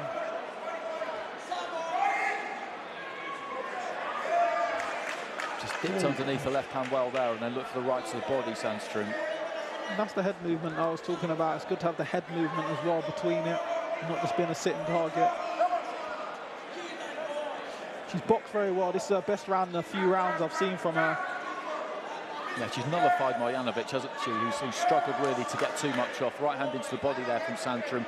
And when they're really tightening up close like that, it's difficult for the taller fighter to serve really, to find enough room. There's that jab. A couple of times she's done that. She's thrown the jab and moved straight onto the shoulder because it makes it almost impossible to counter. Yeah, of course.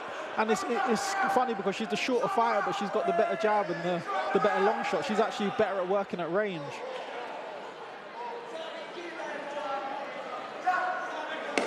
Some swelling on the left-hand side of the forehead as well now, I think, by the look of it. So she'll certainly know she's been in a fight tomorrow, Sandstrom. To say the least. There we go. She boxed very well that round. And I think that's a Sandstorm round. I think that's her first round in about last 3 that she's won. And this is what she needed, just a round like that. Maybe one more, and I think she should secure this fight.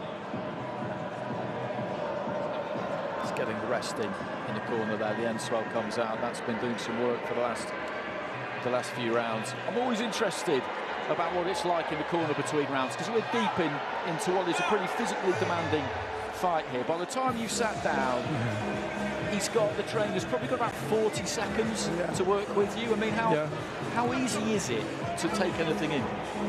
It depends. I was having a conversation with someone earlier about this. Sometimes the trainer doesn't want to overload a fighter. You're tired, you're trying to recover, you're trying to get your breather back, and you're trying to regroup. So at the same time, you've got to do all the fundamentals. So the information you're taking in has to be minimal. If a trainer loads you with loads of information, most of it's going to go out of your head. You've got to be minimal information for the fighter to take that in.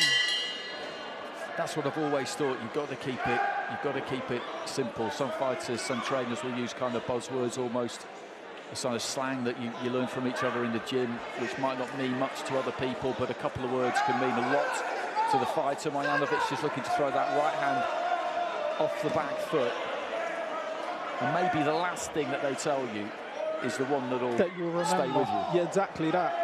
And a lot of the stuff they're telling you, they would have probably told you over the period of your camp, time and time again in sparring in the gym. So it's just about reminding you in come fight night when something's going wrong to remember what they've been learning in the gym.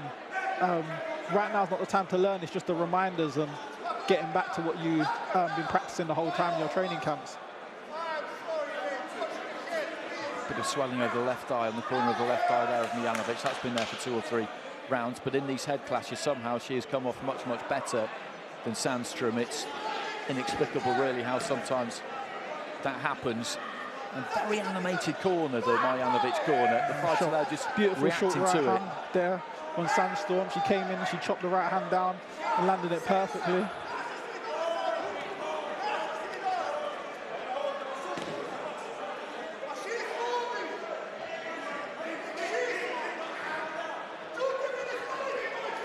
And the supervisor to our right-hand side is having to tell the trainer just to try and take it down a notch, which you don't often see in pro boxing. You see it in amateur boxing quite often, but in pro boxing, they're generally left to get on with it. Left hand there from Sandstrom.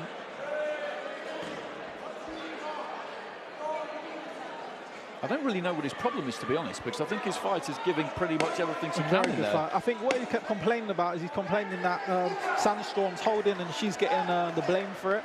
She's saying that basically she's not initiating the holding.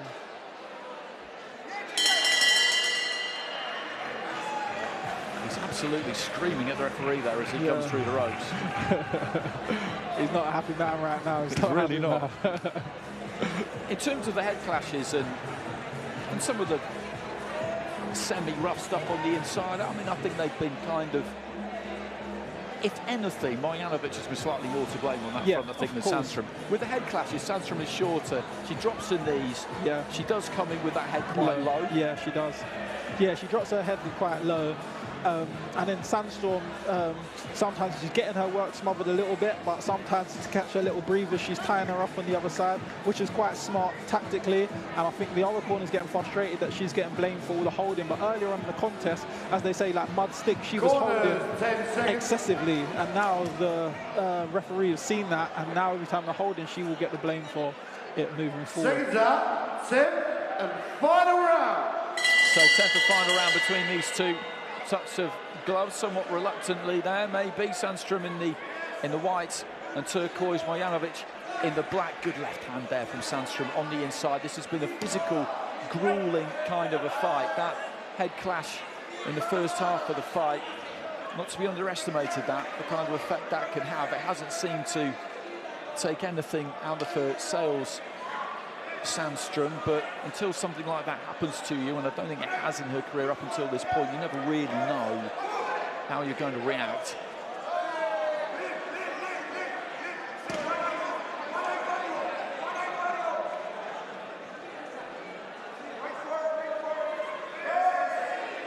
Right hand into the body there from Sandstrom.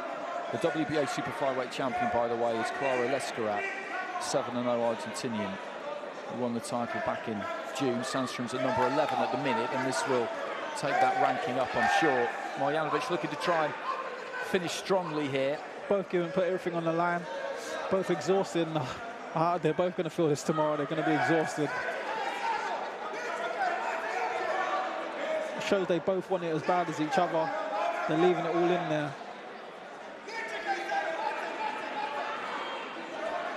There's that jab. Just planting it upwards into the final 30 seconds. Beautiful jab. Now she's got back to the jab that she should have been doing throughout some of the rounds she neglected.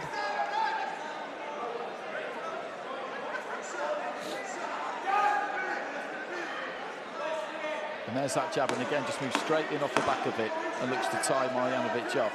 That's worked pretty well. Just lets her go and then throws the left hand. Good right hand there from Marjanovic, and I think she might have touched down there, Sandstrom.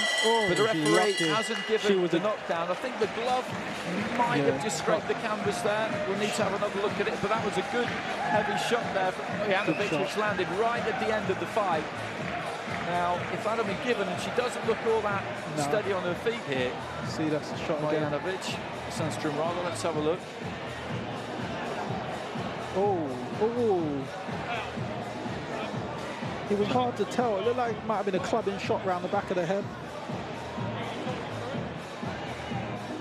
I don't think she did touch down though. No. The knee kind of loosened a bit, didn't it? Yeah, her legs the gloves buckled went a bit. towards the canvas. Yeah, legs definitely buckled, but she didn't touch down.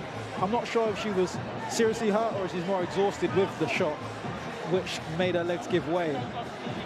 I think it was probably more fatigue. There wasn't anything that really obviously landed in there. Her knee kind of gave way a bit. I definitely agree. Definitely fatigue, I think. And she'll show them signs from the last few rounds, a little bit of fatigue. But it was a grueling contest with her opponent coming forward heavily towards her and grinding her down from, I think, around round 4 or 5 onwards. She really pushed the paces on her and dictated the pace. And that's the first time that she's been 10 rounds, Sandstrom, as well. Wow. Yeah, everyone remembers their first 10 rounders is always a more mental thing than physical, because you can do the 10 rounds in the gym, but it's when you get under the lights and you've got to do your first 10 rounds. Mentally, it's exhausting. And that's when he was calmed down a bit, actually. Yeah, the corner treated that very well. I'm very impressed with the way the corner treated it. And I'm glad it didn't swell up or any serious injuries looked like it was going to arise from it. So just waiting for our MC to pick up the score sheet down at ringside. We've had 10 good rounds there. Sandstrom just pacing. The ring above us as Marjanovic tries to get those gloves off.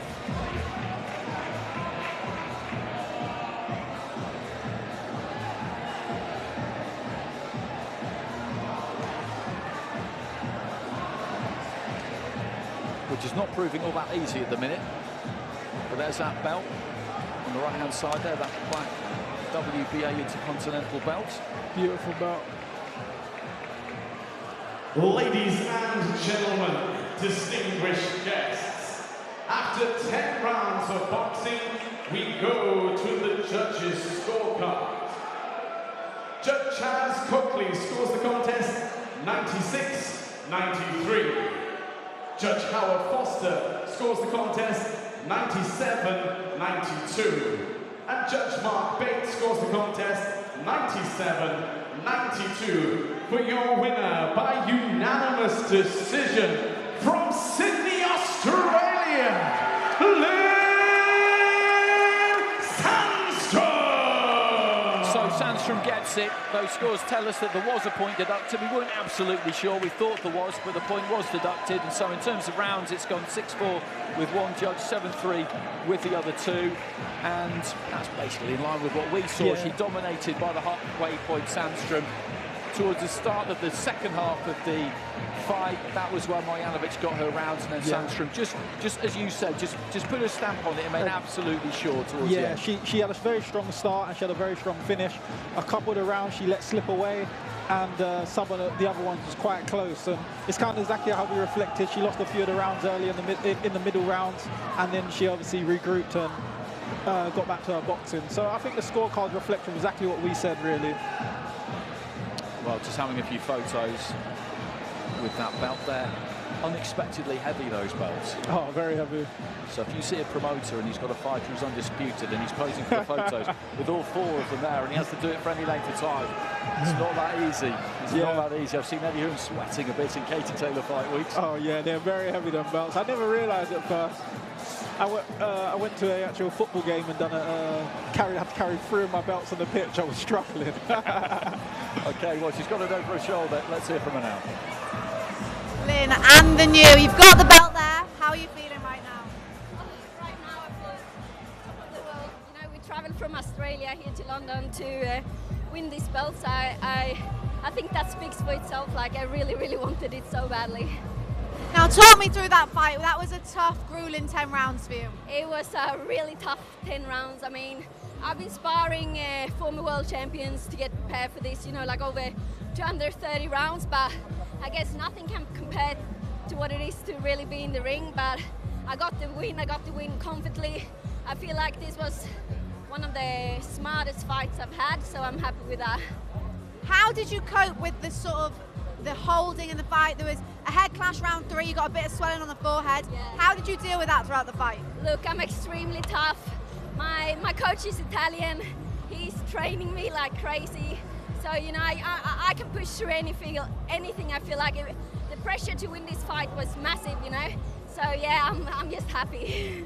What does this win mean to you? Coming over from Australia, you know, winning it here. You know what? In the beginning, a lot of people doubted me. This is my third belt win in a row. I proved a lot of things tonight, but mostly for myself and my coach. Like, I'm just over the moon.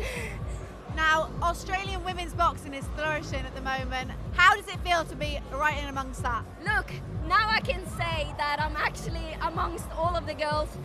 The girls are doing great, you know, Ebony and Shannon having the fight over here in the UK.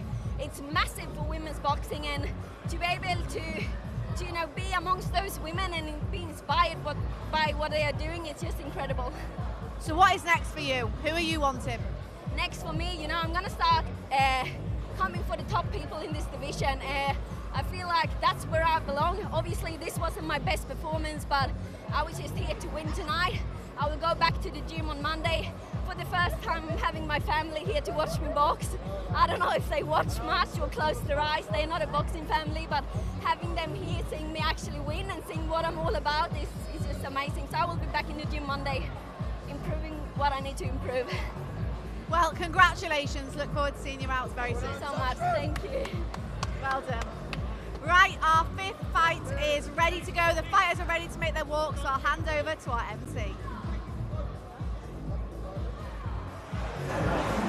Ladies and gentlemen, distinguished guests, the action continues now with our next bout in the light heavyweight division. So please welcome first to the ring and the red corner, Harry Matthews.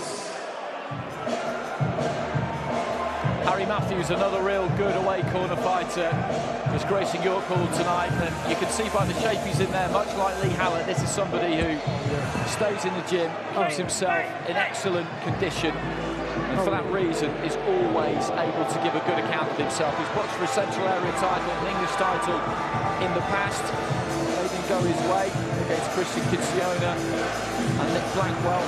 Make no mistake, Matthews is a good operator. He's in very good shape. He's in very good shape. You see he's done the work in the gym. He's definitely in good shape. Please welcome to the ring and the blue corner, Balraj Hara.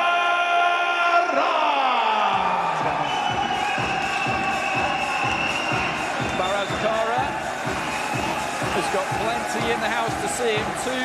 And I had a quick chat with him. He was here nice and early. And he's someone you sparked. He's someone you sparked, Balraj Hara, isn't he, I do believe? You've shared the ring and sparring. He claims as much anyway. You're looking slightly uncertain. I'm not too sure. You know, sometimes I have a lot of people come through the door. I'm not too sure. I can't remember him right now, but it could be due to all the punches in boxing.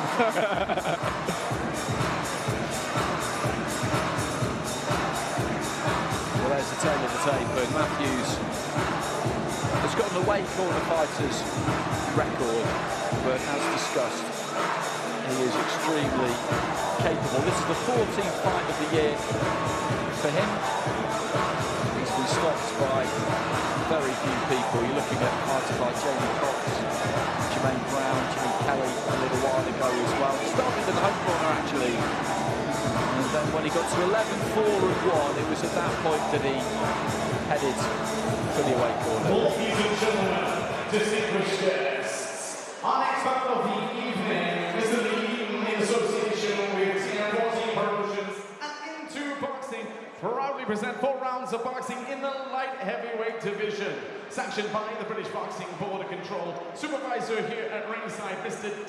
Des Reese. Our timekeeper, Mr. Ashley McGill, and our referee in charge of the action when the bell rings, Mr. Mark Bates. So introducing to you first, fighting out of the red corner, his official weight on the scales, 13 stone. An experienced fighter with over 80 bouts, wearing the black and white shorts from York, presenting Harry Matthews. His opponent tonight, standing across the ring, fighting out of the blue corner. Official weight on the scales, 12 stone, 8 pounds. He enters the ring with a record, a perfect one. 2 victories, no defeats. Wearing the white and yellow shorts from Feltham, presenting Balraj Hara.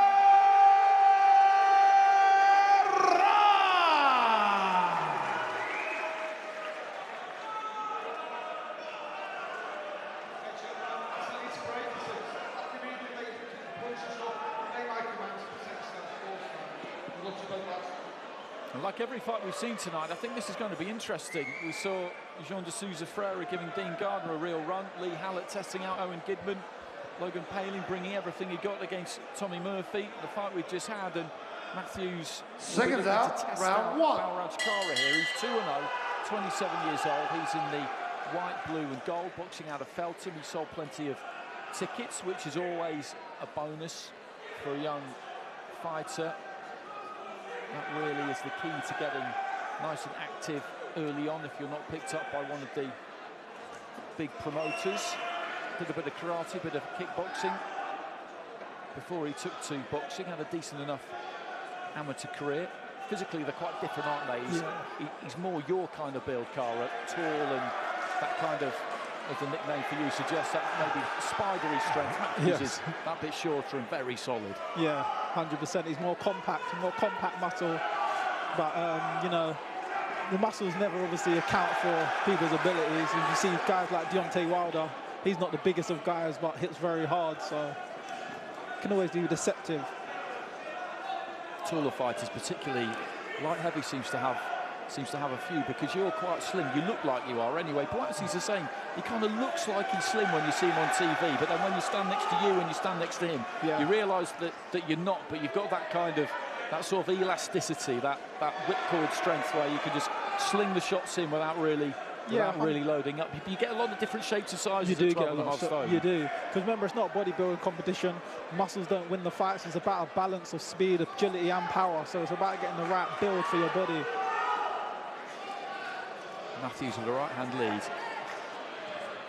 Cara with a right to the body. Good body shot. That was. We could hear that one echo around ringside. Oh, boxing very well. He's going to the head and going downstairs straight after that. Right hook to the body seems the key for him. He throws it very nice. Off the back of the jab, he'll throw that jab, step in. There we go. Back to the right hook to the body. Jab, then right hook to the body. Oh, got countered with a good left hook there.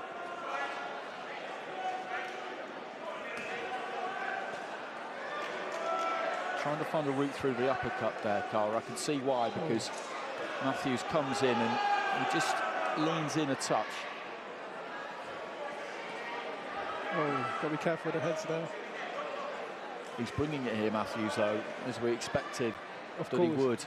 When you've got as much experience as him and you see someone at 2-0. Yeah, you want to test them. You want to see how they're really built, because you're not really tested 2-0, 3-0 early doors, you know. And it's these sort of competitions what really let you know what the pro game's around, because sometimes their records doesn't reflect their abilities. So when they're ready to turn it on, hopefully it's not the day you're in there, they can really cause some problems. As of now, as we're seeing him letting his hands go on the inside. Good right hand there from Matthews, just caught Cara as he was opening out. It didn't cause him any real problems. Right hand into the body again there from Cara. Bell goes at the end of the opening round. Decent opening round as well.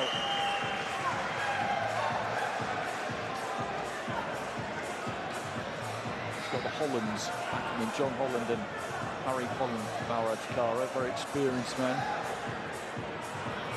Works full-time as a roofer, which is a pretty physical game to be in and fit your training in around. Oh, I guess you don't have to do strength and conditioning work. Did you work towards the start of your career, or were you always full-time? I was always full-time. I decided to try and even go full-time near the end of my amateur career, because I realised boxing at a high level, you've got to dedicate yourself to the cause and grow. I didn't have a massive amateur pedigree, so I had a lot of making up to do of my experience once I hit the pro circuit. 10 seconds. You've got a fight coming up, haven't you? November the 26th against Ricard Bolotny. Seconds out. Yes. Round We're 2. in full training camp for that right now. I'm looking forward to it. We know he brings it. I think that's. We'll talk about it a bit as the evening goes on when we get a few breaks. But I think it's the perfect fight for you, really. Yeah, 100%. First saw him in the Golden Contractor covered with Sky. We had all sorts of fun with Ricard Bolotny. He knocked out Stephen Ward to kick things off. Yeah. And just gave us full value every time he got in there. So you do know what you'll get from him, but he's a good level fighter. Yeah, he hurt everyone in that tournament. Couple of stoppages. The one he didn't stop, few 8 counts. So we know he definitely can hit. He's strong and he's a solid opponent. Into round number 2. Left hook just catches Cara a little bit high on the head. He's tall, but he doesn't really look to keep it on the inside, does he? He throws that jab and then moves in behind it. Yeah. And likes it up close. I think because of where he's trying to work his body shots, he tries to get in close to keep himself safe as he goes down to the body.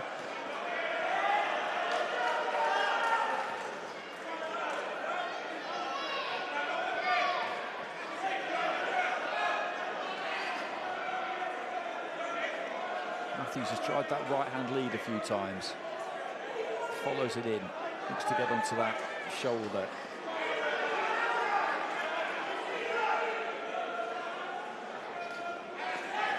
Nice double jab to right to the body. That's it, that's how he should be boxing, especially if he's stamped. He should work to his assets and his ability. Matthews is short and compact, so you don't want to be drawn into his game. No, you picked up on it right at the start that he'd throw that nice long jab, step and throw a nice long right hand to the body. Yeah. And then just get back out on the inside, on the outside. Good left hand there for Cara. You should capitalise on that. He's hurting Matthews. You can capitalise on that. Really landed that clean as Matthews was just coming in as well. And you're right, he's not absolutely steady here, Matthews. Not yet. He hasn't fully recovered. He's giving him that window to recover right now. There we go, good shot again. Nice slip left hook. Well delivered, picked up the elbow nicely. Good bend in the arm, proper left hook, and he's showing us something in this second round here, Cara, because he's put Matthews right back into his shell, hasn't he? Yeah, As you he said, has. courtesy of that left uppercut. He's just looking for the end of the round here, Matthews, really. Yeah, he is. He's on the back foot now, he's backpedaling, he's trying to keep his distance. And he doesn't really want to engage at the moment. And I think he's hurt a little bit. And he wants to see this round out. Look, he's tucking up.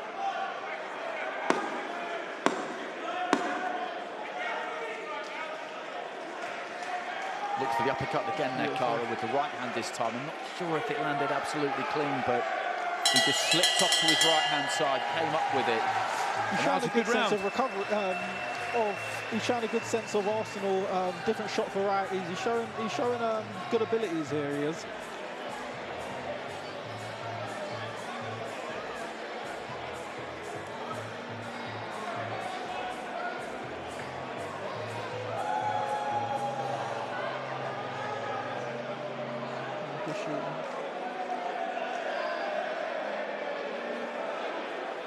It's that left uppercut we're looking for. We just saw a decent right uppercut there from Matthews. There's that double jab right to the body again, kept it nice and long.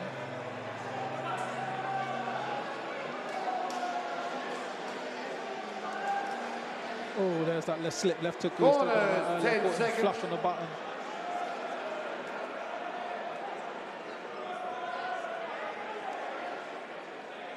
Seconds out, round 3.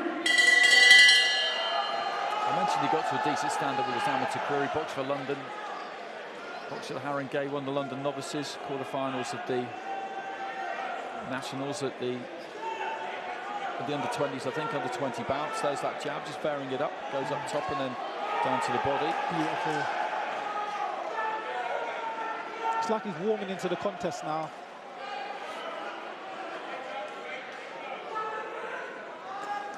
Oh, nice left hook uppercuts. It's an interesting little move he has there, Matthews. Every now and again, he really springs into that right-hand lead, which can take people by surprise a bit sometimes. Yeah, he closed the distance very quick. The fighters take it as a bit of an insult to get landed on by a right-hand lead. They used to back in the day. If somebody threw a right-hand lead and landed, you know, you really felt that they were disrespecting you. 100%. A right-hand lead, I found a shot that does land quite often because it usually catches fighters off guard.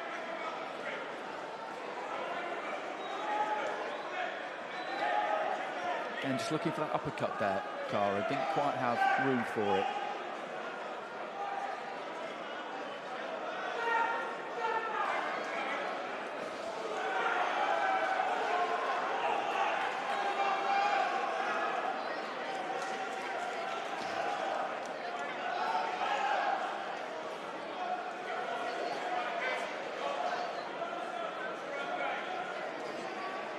There's that double jab again there from Belraj. Cara just spins around that front foot.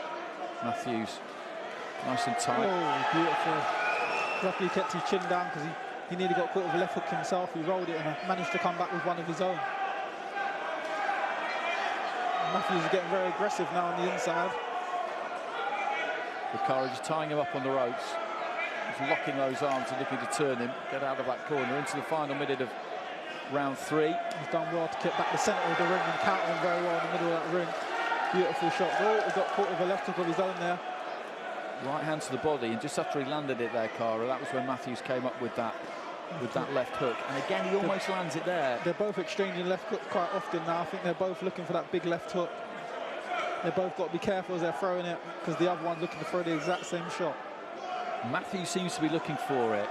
As soon as he sees Cara look for that right hand to the body, that's when he seems to be throwing it, because when he pulls out off that right hand to the body, he can tend to bring his chin up in the air a bit here. Yeah, and he drops his right hand a little bit, and I think that's what Matthews seen. He drops his right hand on the exchange while he's looking to catch him with the left hook. So he keeps rolling, and I think he's seen a defensive flaw there. Again, just a big swing towards the end of the round, and that was another good round. Interesting fight, this. Matthews, he was buzzed in that second round, you're right, he definitely was. went into his shell a little bit, but he's got himself back into it in that third round, and I think he has spotted something there, which is that Kara, when he lands that long right hand, he can be a little bit slow to bring it back. Yeah, 100%. And that's what he's looking for, that left up over the top almost.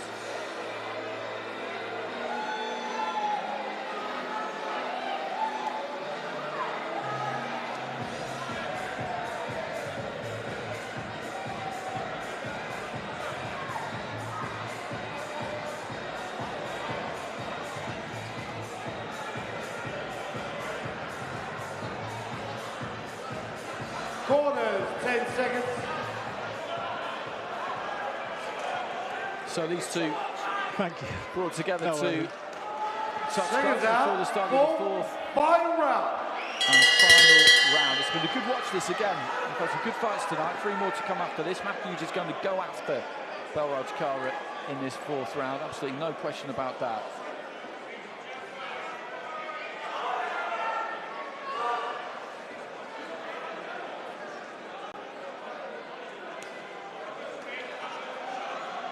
Good jab to the body there from Kara. Oh, there we go. Nice, beautiful left hook.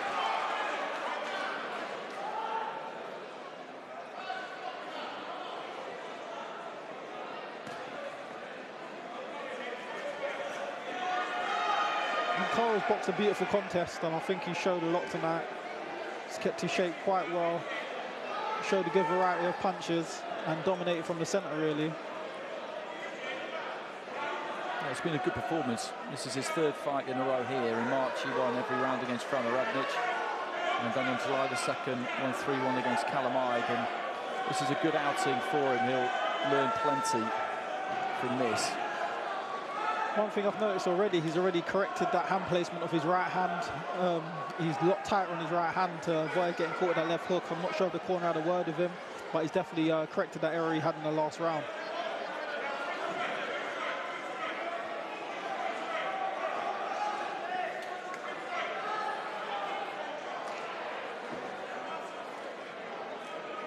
Keeps looking for it though, Matthews, every single time he can. Nice 1-2 to the body there from Kara. Targeting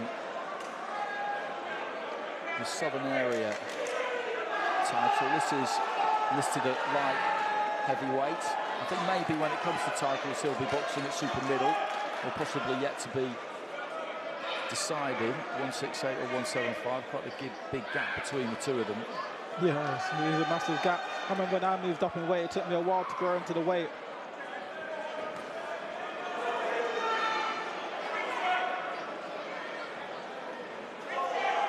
Well, I remember that well.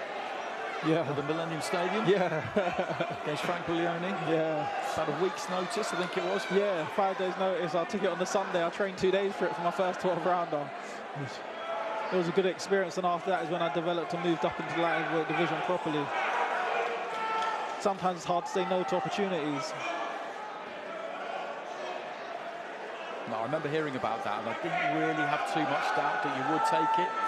It was ridiculously short notice, and as you say, stepping up in weight as well. But I think the fact that he was someone you knew pretty well and you sparred a lot probably helped. Yeah, we sparred a lot of rounds. It's always about familiarity in boxing. It's about being comfortable at the same time. But you notice throughout the whole career, I've stepped up quite quick. Well, this is set fire in the last 10 seconds. This bout. It was a very good contest. They both gave it there. It was a good fight, that. Very good fight. And like everything that we've seen so far tonight, very, very competitive. And Kara's going to get the decision there. I'm pretty confident about that. He's won the fight, but Matthews has asked some serious questions of him. When you see an away corner fighter come in the shape that he does, that Lee Hallett does, that all the fighters we've had on the right-hand side of the bill have tonight, Logan Paling, Sean de Sousa Freire, you know that you've got to start well. You can't give them any openings or any encouragement, because if you do, you can be in trouble. Yeah, you can be in trouble, especially over 4 rounds. If you let 1 or 2 rounds slip, you've only got 50% of the contest left to grab back, and you've got to drop them or something. So you've got to start fast in these 4-round competitions. They can slip between your fingers very quick. He's got a nice kind of rhythm about him, just nice and loose, Kara. A little bit of movement just off the balls of the feet, nothing too extravagant. Okay, let's get the decision. Ladies and gentlemen, distinguished guests, after 4 rounds of action, we go to our referee's scorecard. Referee Mark Bates scores the contest 39-37 for your winner from Feltham, Harald Kara.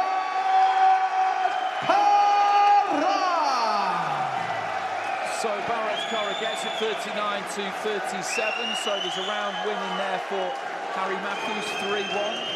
That translates to, and I think the right-hand side has won a round in pretty much every fight that we've seen so far tonight, and that gives you an idea of the matching. They've been well matched, and at 2-0, it'll have taken a lot from that fight, because getting rounds in earlier on is what it's about. I mean, we mentioned your debut where it was all over in the blink of an eye, and you get the win and you get it out of the way, but it's a bit of an anticlimax, I guess, probably.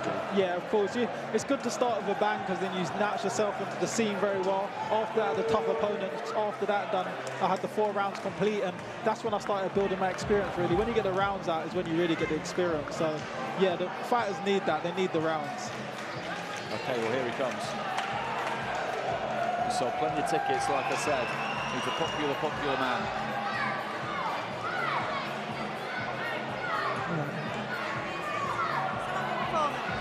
I think it was a pretty good performance. Done, stuck to the game plan. Didn't have to overcomplicate it. Just stick to the boxing, bread and butter. Now you look like you were enjoying yourself in there. Yeah, no, definitely. I'm very calm and relaxed. I don't really get flustered or anything. But when I'm in there, I'm in my rhythm and element. Now you were having a little talk with your team after the fight. What were they saying? So I've done everything perfect. Stick to the game plan, done what I could do, and a few little bits here and there that you could do, but it's all part of the game. Now that's 3 wins, 3 fights this year, 4 rounds. Are you looking to step up in the rounds next? Oh, definitely, 100%. We're not here to fight nobodies. We want to step up and win titles. Now you bring an army of fans with you. Could you hear them when you were in there? I could, unfortunately. I couldn't concentrate properly. How good is it to have this much support so early on in your career? It's great. It's great to have I've got good support from all my friends and family around here, but as everyone knows, Indians have big families, so it's a great support it is. Perfect. And how good was it to be here fighting in York Hall, an atmosphere like this? It's always great fighting in York Hall. There's never a dull moment, is there? I like the whole close-in vicinity, the crowds on top of you. It's great. Well, it was a great performance. Well done. Lovely. Thank you. Thank you. Right, we'll keep the action coming. We'll move on to our next fight. Over to our MC. Thank you. Ladies and gentlemen, distinguished guests, our next bout of the evening. Please welcome first into the ring and to the red corner, Bojana Libezuski.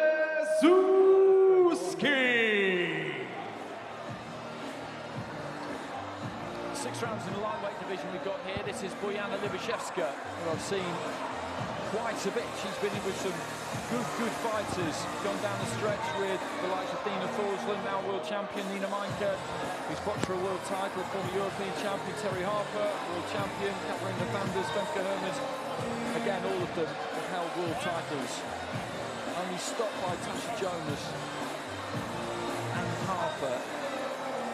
And has had a win here, actually, a couple of years ago against a fighter called Sankita Burley. So we know what we'll get from her.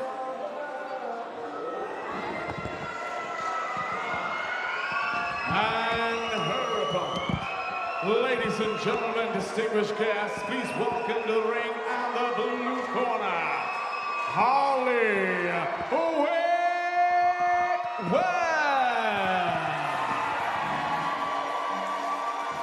Plenty of tickets sold by Harley Whitwell as well. If you recognise the surname, that's because she's a sister of Shona, who's a GB fighter. I saw Shona at the World Championships in Istanbul back in May. She's boxed in the recent Europeans, but Harley has taken the plunge as a pro, a good amateur herself.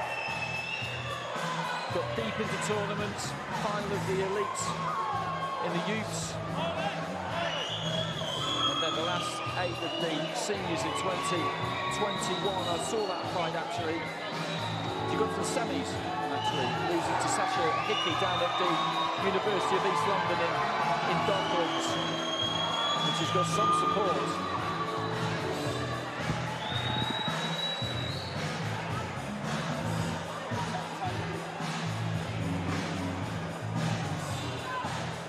From St Ives in Cornwall, Whitwell, Libyszewska, who has trodden these boards many times, from Poland. It's a pro debut for Whitwell and all the pressure that comes with that.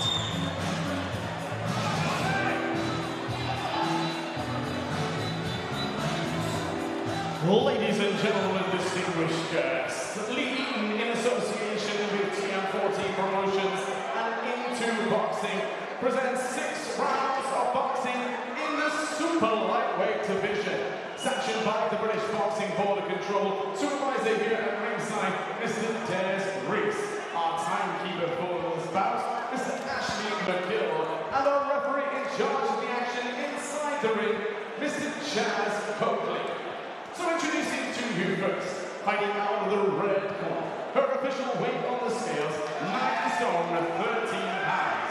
She is an experienced international boxer, wearing the black and yellow shorts from Poland, presenting Bożena Glibezuska.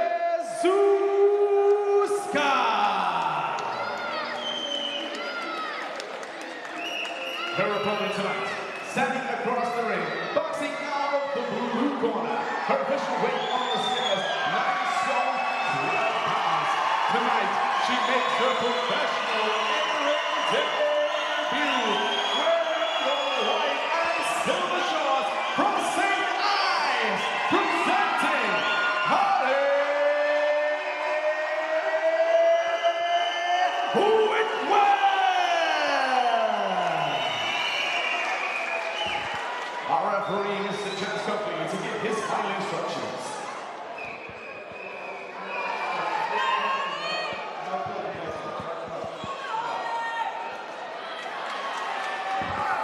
Chaz Coakley, our man in the middle, so 6 2-minute rounds here. That's Holly Whitwell making her professional debut, trained by her dad Steve. Resplendent in that all-white. Bożena Libyszewska from Sosnowiec in Poland. Nice jab to start things off with there from Whitwell.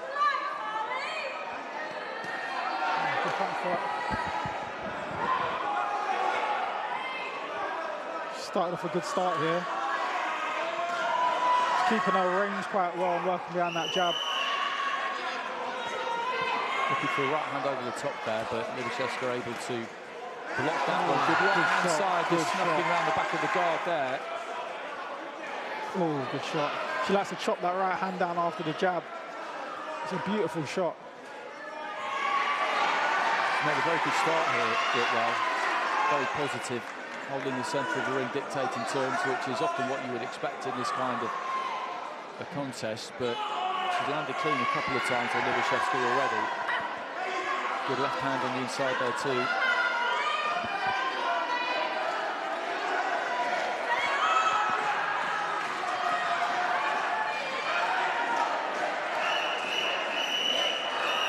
Good shot. Good punch variety there. Good combination, working well to the body. Didn't quite find that long looping right hand that time. Has done a couple of times in a round already. Just let your friend know to go around the back. He's waiting there for you. Okay. Just text him and let him know to come around the back. Okay. Looking for the jab there, Whitwell. Just firing it up, and again there just wants to try and bomb with that big overhand. Libyszewska, I think, is wise to that one now.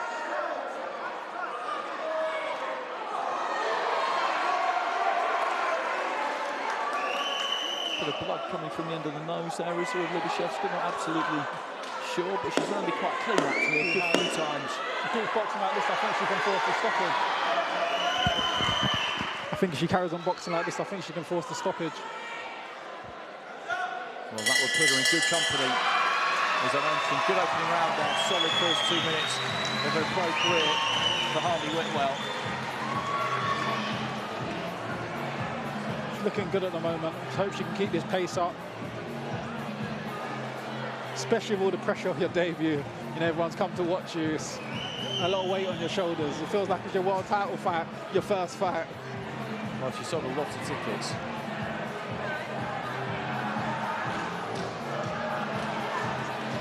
It's an aspect that people aren't always aware of, that if you start on the small halls, then to be able to sell tickets, it's as simple as that, or you just won't get on shows, or you might get on a show, but you won't make any money. You end up paying for your opponent. Exactly. At the end of the day, professional amateur boxing is different. It's a business professional boxing, so it's all got to make sense for everyone, the promoters, as well as yourself. There are plenty of stories about fighters early in their career because they needed to get fights. Basically, they were paying to fight rather than being paid, because they'd have to come up with the fee for the opponent. Sometimes you have to make that kind of investment. Yeah. Depends on how much you believe in yourself. Good left hand again there from Whitwell, and Libashevska just made to backpedal. There we go. There's big the right hand there from Whitwell. This is what I was talking about. Yeah, there you go. That's the stoppage I was talking about. That was a tremendous shot. She's looking good.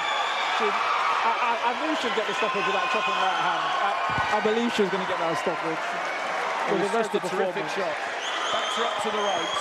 She looked very good in her debut today. Very impressive. She worked well behind the jab and chopped that right hand down multiple times in the first round, and it paid off in the second round. It absolutely did. Rocked her back onto the heels a couple of times with that left hand. Very, very, very, very good performance. Very impressive. That was a heavy shot. That's what I mean. Just Very, touching very with the good jab, shot. judge the distance. Touched her.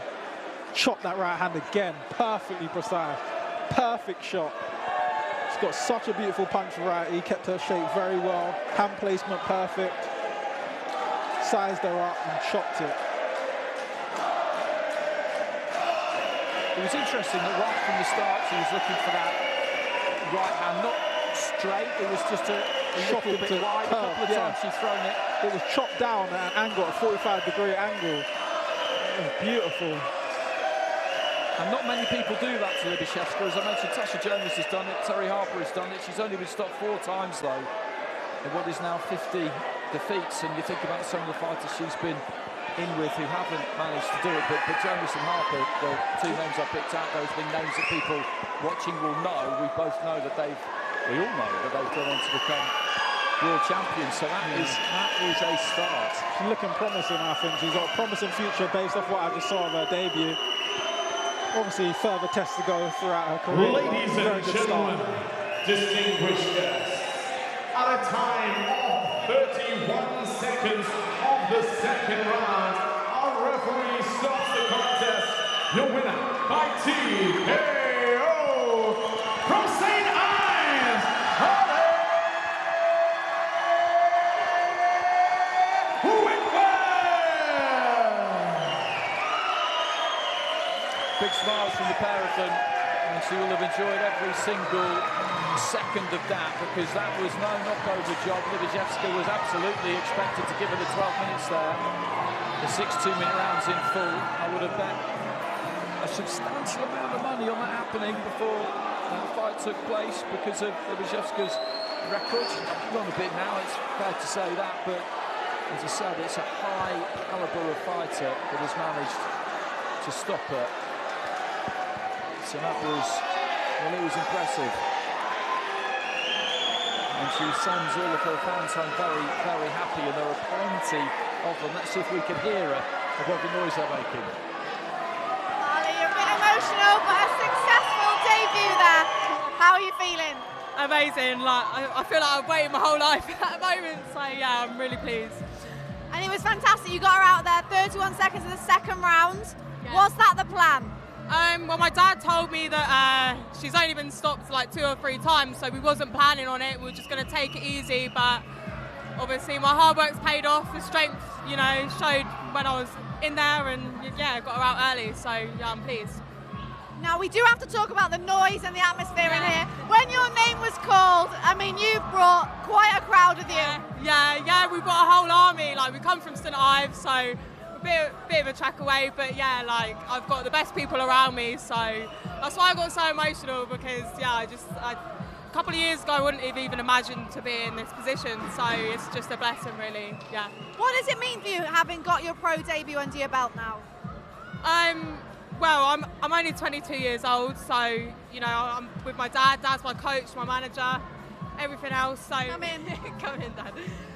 So the plan's just to take it slow. You know, I want to peak at the right time, and I want a long, successful career. So yeah, that's it really. Now we've got that out of the way, and hopefully just keep really active. So next year, hopefully have four or five fights, and yeah, just see how we get on. How proud are you right now? Of course, you know, I've known this for years, that she's meant for the big stage. You know, I've got a family of these things coming through. And yeah, you know, she was nervous tonight because, you know, all the people, and that's the first time she's had that. And what a crowd, I mean, they're amazing. And there's twice as many people who come out next time, I guarantee that. This girl is meant for the big stage. She will go as far as she wants to go. I'll tell you now, she's been boxing since she was 5 years old. The amateurs was never for her. She didn't quite get her full potential, always fighting older girls, bigger girls. This is for her, and she's coming down a weight. She probably might end up at super featherweight if we get day before weigh-in. She's a monster at super featherweight. She'll stop anyone in front of her. That girl's never had that done to her before, not like that. And she'll do it again, I guarantee it. I wanted to box and get the rounds in, but as soon as she started landing, I know what's going to happen. I didn't even expect She's got power, but when she picks it and doesn't rush, in the 3-round amateur fight, she was always rushing. Now she can sit and box. She'll pick them off. And lightweights, super featherweights, even going up, you know, super lightweights, there's anyone there, she can work her way through. You know, we're not calling anyone out, we're not being stupid. We're going to be really slow with her, but if people don't see that and see talent and see that she can sell £8,000 worth of tickets, we drove 2 hours to get here, then there's something wrong in boxing. This girl's a star, I'll tell you now. Quite a statement you made tonight. Was there any nerves going in? Yeah, there was quite a few nerves. I mean, only up until the last minute, but pure excitement throughout, really. But yeah. Well, it was a fantastic performance, a great crowd, great atmosphere, well done. Is it all right if I just say thanks to everyone that's come out tonight, all my sponsors, because I wouldn't be here without them, and this guy here. In the world. Yeah. We're like a team. Obviously, her sister's on the GB, you know, squad, just come out from the European Championships. So it's a family thing. She'll be going to the Olympics, just missed out on the last one. And then she'll be coming at you wait. We'll have the first 2 sisters in pros in GB boxing. You wait. It's going to be amazing. Well, heard it here first. Well done. Thank you so much. Right, we'll keep the action coming. The next fighters are ready to make their way to the ring, so we'll hand over to our MC.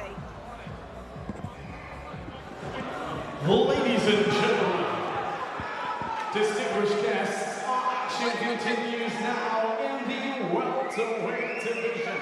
So please welcome into the arena, to the red corner, Alexander Zeledon.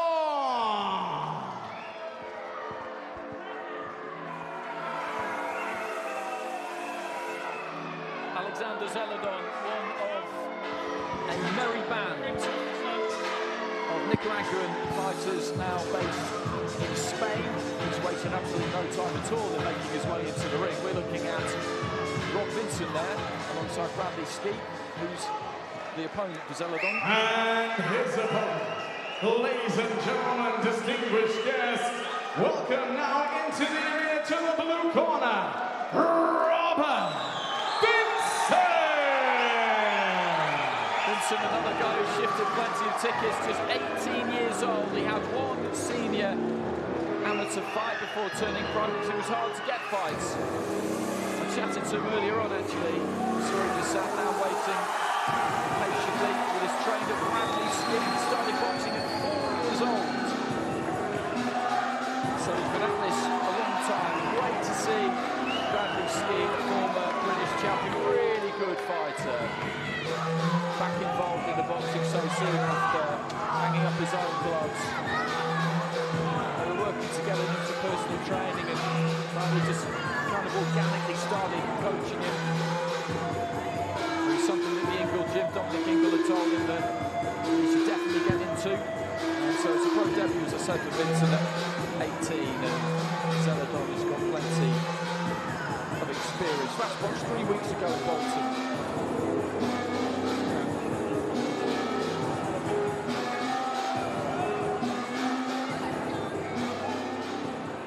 Ladies and gentlemen, distinguished guests, the action continues now as Mr. Lee, in association with TM14 Promotions and Into Boxing, proudly present 4 rounds of boxing in the welterweight division, sanctioned by the British Boxing Board of Control. Supervisor here at ringside, Mr. Des Rees. Our timekeeper at the bell for this bout, Mr. Ashley McGill, and referee in charge of the action, Mr. Mark Bates. So introducing to you first, fighting out of the red corner, his official weight on the scales, 10 stone, 11 pounds. He is an experienced international boxer, wearing the white shorts from Nicaragua, presenting King Corona, Alexander Zeleda.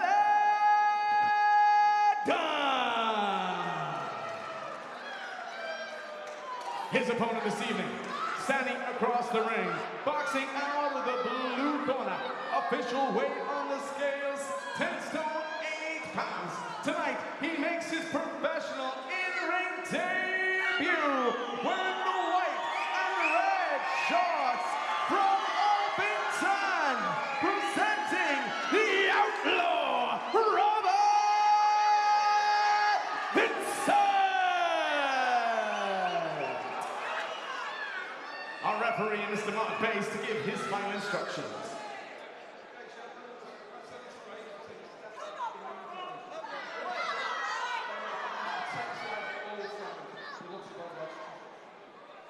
So another debutant under plenty of pressure to deliver here. We just saw one in Harley Whitwell, and she definitely did that. Owen Gidman earlier on gave us a good display, and we've got a southpaw here in the red.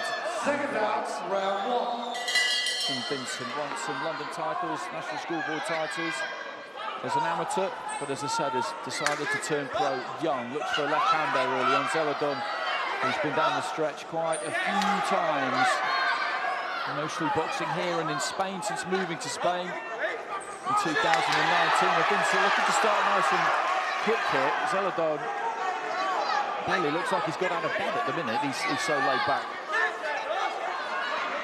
Yeah, he's got that relaxed style, isn't he?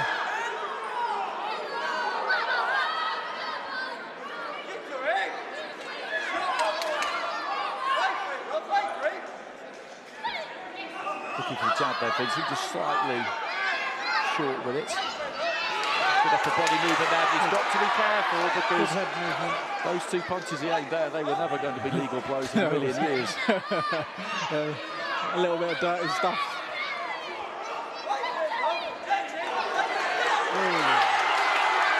Showing good signs of speed and reflexes right now. Jab and then the left hand that just came in slightly off centre.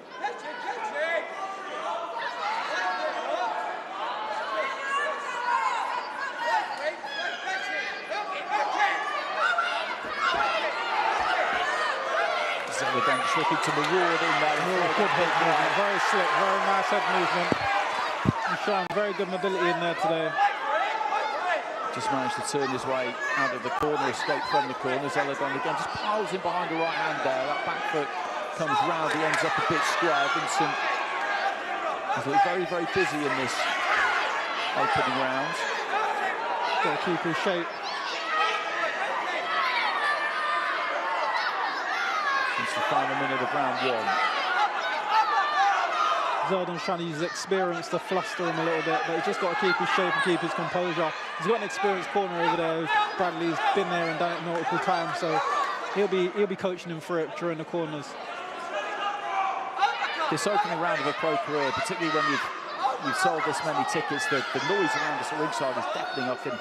I can barely hear myself, let alone you at times, and that brings a pressure of its own. And there's probably just a little bit too much movement in this opening round. Yeah, maybe a bit too much. You've got to settle down. The crowd's obviously getting to him a little bit. He's obviously eager to impress, but he's doing a good job so far. Just don't want to burn himself out, because this experienced opponent will start walking him down and start trying to grind him down as the rounds go on. So it's a marathon, not a sprint, these fights.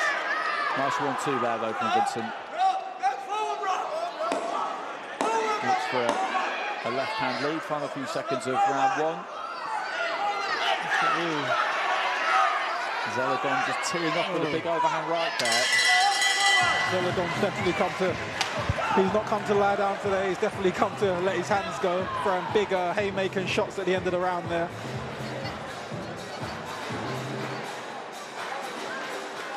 One thing I'm always curious about is whether when you're fighting you hear anything that people are screaming at ringside, because you've got all sorts of advice coming in. You do. All sorts of advice. Yeah, you get people, everyone turns a coach at ringside. They're all telling you what combinations to throw, what to do. But it's all about just zoning out from the crowd and listening to your corner. It's good when you've got a big crowd there encouraging you, calling your name and chanting your name. It gives you that life of energy, but you don't know if he's trying to take instructions from random people in the crowd. Well, anyone who's watched any of your fights will know that you get plenty of encouragement from ringside. Your two sisters, that's something else. Yeah, I always guarantee to hear something at my fights. Definitely good encouragement and good support all the time. So into the second touch of gloves between the two. Zeladon looking for a jab early on there.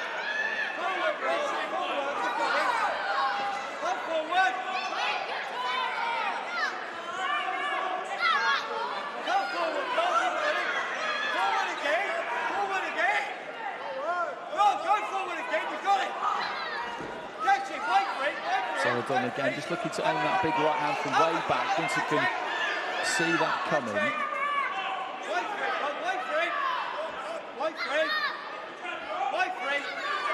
He's just standing on the borderline of range, Zeladon, just waiting, isn't he, for some kind of trigger, some kind of opening, just to launch something massive. He's looking for a counter punch. He's looking for a big counter punch. He's got to be careful. He's got to be switched on. It's very important he sticks to his fundamentals and he keeps his hand placement well, because he's going to shoot something out of nowhere in a second. There's that jab from Vincent. It'd be nice to see him use that a little bit more. There we go. Beautiful now. There we go. Now he's relaxed and he's sticking to his boxing. He looks like he's going through the works he's been doing in the gym now.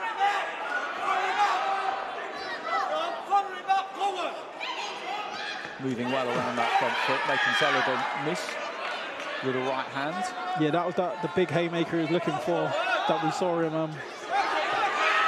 looking to tee up earlier on in the round. Oh, there we go again. He's trying to throw them haymakers out of nowhere. He's got to be switched on here. He's boxing very well. He's got to stay switched on. Just pulled his upper body back nicely as that latest right hand came winging towards him.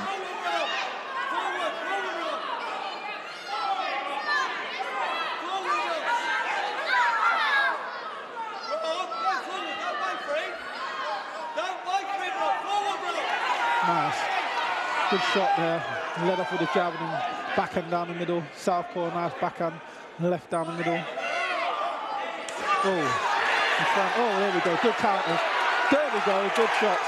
That's very good boxing from Vincent. Very good shots. Oh, there's that haymaker we were just talking about a second ago.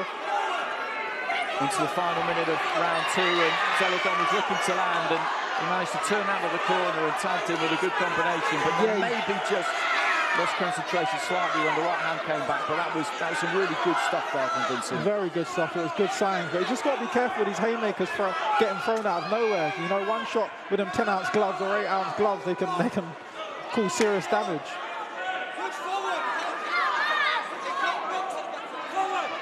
Well, this is welterweight, so there would be 8 ounce. And when you talk to any fighter about turning pro, about the differences between amateur and pro, and the gloves is one thing they always mention. Is Zeladon again just looks to climb into a massive right hand, but Vincent has seen them coming so far.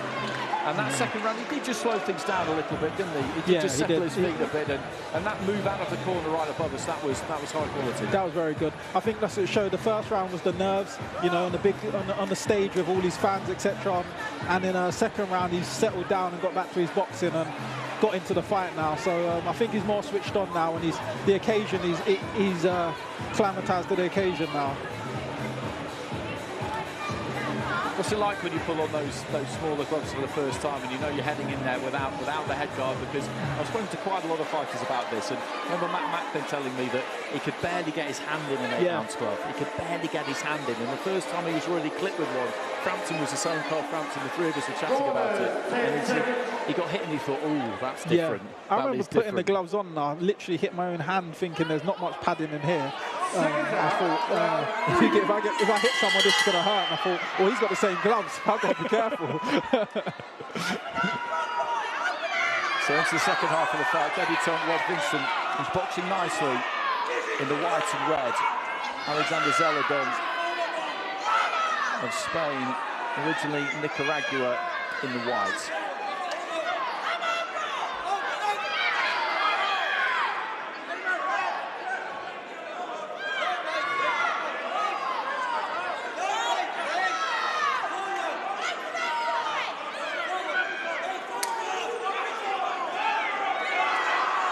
Zeledon again, he's right on the borderline. He's kind of, his feet are in range actually. He just pulls that weight onto the back foot, but he needs to stay nice and close because, as we've been saying, whenever he gets the chance, he's just going to lasso in a big one. He's going to launch that big backhand, which he's been trying all night. You can still see him waiting for it. He's sizing it up, sizing it up.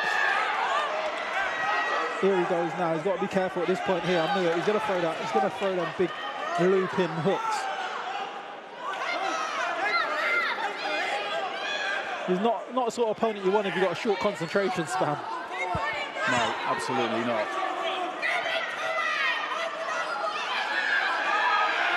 He just leads off with that left hand every now and again, Vincent, which does bring you a little bit square. It's quite risky. Good left hand there from Vincent. Good shooting, good shot. Now he's letting his hands go a bit faster.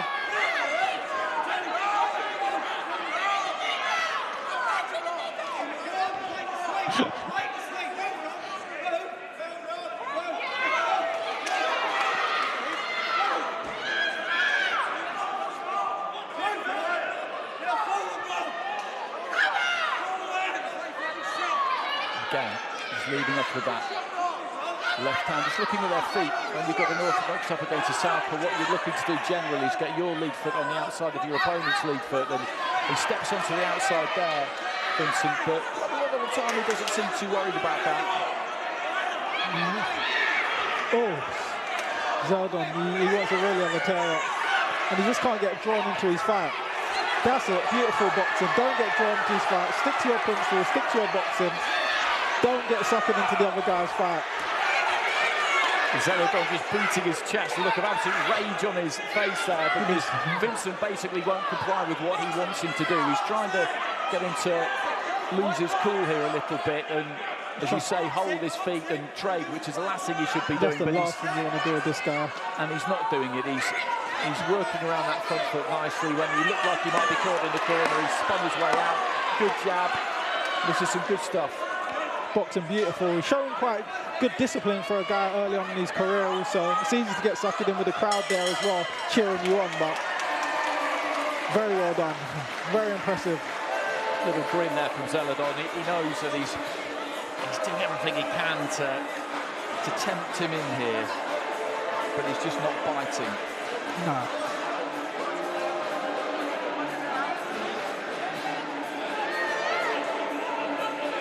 He's a Bradley Skeet kind of a fighter, isn't he? He is. That's exactly what Bradley Skeet's like. Back foot, slick boxer, and he looks like he's showing all of that. And he's coaching now and putting onto his fighter, teaching him a similar style, which is good. Today he definitely would need that with the sort of opponent he's got today. If he got drawn into a war, he could be coming out hurt or damaged. So the right style of fight. Corner, 10 seconds. So quarter-final round coming up, and there's Zeledon just trying to muscle in that big right hand. Second down, fourth and final round. So one fight to come after this. We will have a look at Alfie Winter, trained by Kevin Mitchell. He's up against Justin Menzie, 6'3's at welterweight. I'm looking forward to this. Alfie Winter actually trains down at our gym, at the Matchroom Gym with Kevin. Very, very fit guy. He trains very hard, so it'll be good to see how he performs today.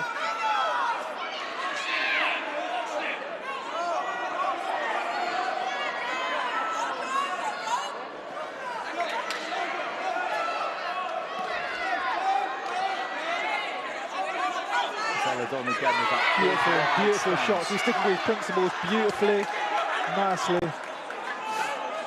Nice switch hit in there.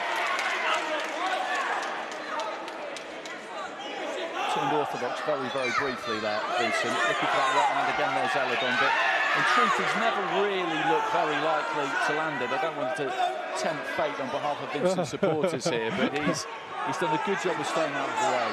Yeah, he has. He's definitely done a good job.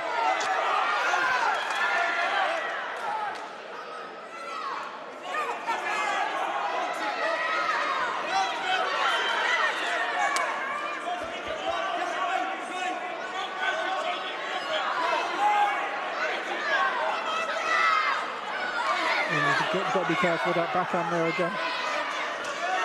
Beautiful orthodox kind of punch that time, wasn't it? Yeah. He's working well with the jab upstairs and then right to the body. He's working the head and body quite beautifully, showing good variety, not just head hunting as most people do early on in their career.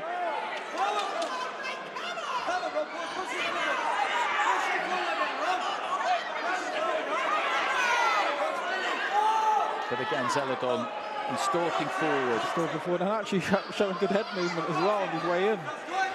Good composure, and there's that dangerous right hand over the top again that you've got to be careful of. But Vincent is just never in the same place for long enough. No. Tremendous movement, good movement. There you go, that's good counter punching back. He caught his opponent square. Only thing I would say about Vincent is I'm not a big fan of that left hand lead he throws, because when he throws it, he tends to lean it to the gym to go and work on. Gives Bradley something to work on when he gets back to the gym. Zeledon's just got this kind of warlike demeanour about him, has done from the very, very start. He's intended to be very clear as he looks to step into another big, wild left hook, looking for the right hand, but he's on the move there, Vincent. A little bit of a slip, and maybe just got caught with one right at the very end there, but that was good stuff. Good technique, good composure, maybe just a little bit overexcited in round number one, which is absolutely understandable, but after that he showed us plenty. Yeah, he settled down and got to his boxing, never got drawn in, he never let his ego get the better of him. He settled down and just got to his boxing, and it was very good discipline. And that's a good fight for a debut against that kind of opponent, because he comes to win. Oh yeah, it does. That's a very risky fight for a debut, to be honest. And he handled it very well. So Bradley obviously knows his ability and put his fighter in with the right sort of level that he feels he needs to progress and grow, moving through to the ranks. And when you box in the amateur ranks, one thing that's always really interesting for me, whether it's if you box at a good level at amateur, early in your pro career, you'll find yourself in with people who have got styles that you've never seen. Faced. Yeah, exactly. You've never seen. Well, as the amateurs, there's a lot of point scoring. Everyone's up on their toes, trying to point score at the end of their shots. And then you'll get a journeyman, you think, oh, yeah, his record is deceiving because it looks bad. And he's sitting there and he's winging shots in with them little gloves on. And it's now a fight. It's not a boxing match, it's actually a fight. And then that's not what you're used to. So you've got to adapt to the style. And this is why you get eased in as the ranks go through. Well, that's it. Zeledon just looking to take his opponent's head off with every single punch that he throws. So that was a good watch. He was entertaining. Okay, these two in the middle of the ring. Let's get the announcement. Ladies and gentlemen, distinguished guests, after 4 rounds of boxing, we go to our referee's scorecard. Referee Mark Bates scores the contest 40-36 for your winner from Orpington, the Vincent! So 4 rounds to 0 there for Vincent, and it was a good display. A good, solid, high tempo, 12 minutes. He's only 18 years old, only one fight as a senior. Sometimes it rings alarm bells with me a bit when somebody turns over, Craig, without any senior experience, because you haven't been in with men, you haven't been fighting men. It's a whole different ball game, really. You got to get in there with the men, because it's a whole different ball game. As the amateurs, they're even less sitting on their shots, point scoring, etc. When you get into the seniors, it's 3 minutes, 3 rounds, and they're settling down a little bit more. It's a different ball game, really. So it's good to get senior experience before moving into the pro ranks, I believe. Well, just posing for a few photos. was a good display. He's been boxing since he was 4 years old, and you could tell because he looked very at home in there, basically. And that's always a really, really good sign. So him and trainer Bradley Skeeter just slid through the ropes. Here they are with Ali. How do you feel? I feel great. I mean, I've been boxing since I was 4-year-old. It was him who got me into it. It was him. He was Golden Gloves champion, so I've always followed his journey, and now I've made it to the pro game. Now, it didn't look like there was any nerves there. You looked like you enjoyed every moment. I mean, I've had a great amateur experience. I mean, I've won titles. I mean, I've had 30+ fights. I mean, the nerves, I mean, they're half gone, but you still get, do you know what I mean? I don't show my nerves much, so I just... Now, there was great movement throughout the fight there from you. Obviously a professional debut, but it didn't look like it. No, he's been in the gym, he's putting the work in the gym, he's done really well, he listens. He's very young, so I was a bit like, I wanted him to stay amateur for another year, I'll be honest with him, I said that to him, but he was fed up with it, and I said, listen, if you put in the work and show me you can put in the work in the gym, and then I'll get you a fight, and then we'll see where we go. And he just showed tonight, he's looked like he's done it before, so he's done well. He certainly did. And just a word to all the supporters who are here tonight for you. I just want to thank all of them, they're all family to me. Yeah, they've all been there for me since I was in my first gym show at 9, and they'll be there for the rest of my career. When are we going to see you out next? Hopefully before Christmas, if not early years after Christmas. I'm gonna train extra hard now. Now I know what I'm capable of. Fitness can be improved, but I'm gonna step up a level now with a trainer. Couldn't get a better trainer. Yeah, Bradley Skeets. He knows what it's like in there. I mean, that was one of the most confident pro debuts I've seen. Yeah, that's it. He's, like I say, he works hard in the gym, and I told him the hard work's in the gym. This is the easy bit. This is where he needs to go and enjoy it and show his skills and show what he's done, because that's where the hard work's done in the gym. This is the easy bit, and he just showed it tonight. He done really well. He was confident, and that's the main thing. I wanted him to be confident and just didn't let the nerves get the better of him. He was a bit nervous, but once he got in there, he was flying. Well, it was a great performance. Congratulations. Thank you very much, miss. Right, now we move to our final fight of the evening. The fighters are ready, so we'll hand over to our MC. Ladies and gentlemen, distinguished guests, we now come to our final bout of the evening. So please welcome into the ring from us tonight, to the red corner, Justin Menzie. So we saw Justin Menzie in this very ring back at the end of September when he gave Lenny Fuller a good go over 4 rounds. He lost it 3 rounds to 1, but like all of our fighters on the right-hand side of the build tonight, he's a very capable operator. He's lost more than he's won, but having started life in the home corner, he then sprints to the away corner and has taken on some tough jobs, most notably Pat McCormack. Ladies and gentlemen, distinguished guests. Yeah, I've seen Mendes a few times actually. I remember he boxed Robert Sagba for a title fight. Boxed very well. This should be a very good contest.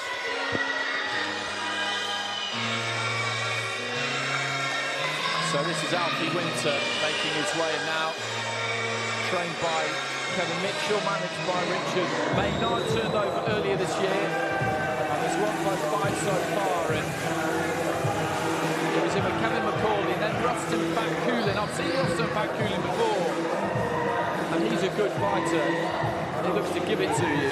So that was a good opponent to have early on. Clash in that fight as well. His last fight was a 6-round win, won every round at the start of July against Bernard Sanchez. So those are their respective records. And as Craig has said, he's done a lot of work down with the Matt Bridges, Spotlight, Conor Ben, Joe Cordina. So plenty of good experience under his belt in that regard.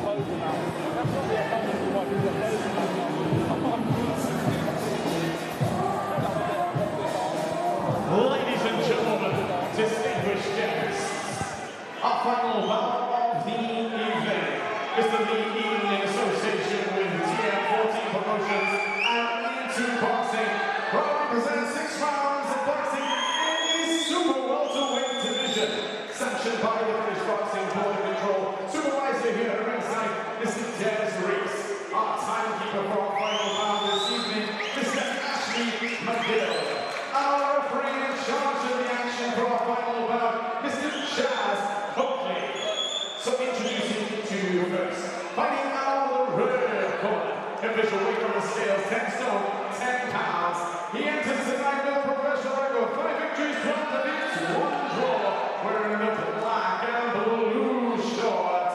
From Berlin, presenting the King, Justin Menzies. His opponent tonight, standing across the ring, boxing out the blue corner. His official weight on the scales, 10 stone, 10 pounds. He enters the ring with a professional record, a perfect one. 4 victories, no defeats. Wearing the white and blue shorts. From West Mosley, presenting Ice Cold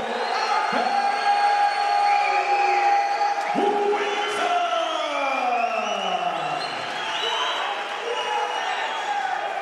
Our referee is Chaz Coakley to give his final instructions.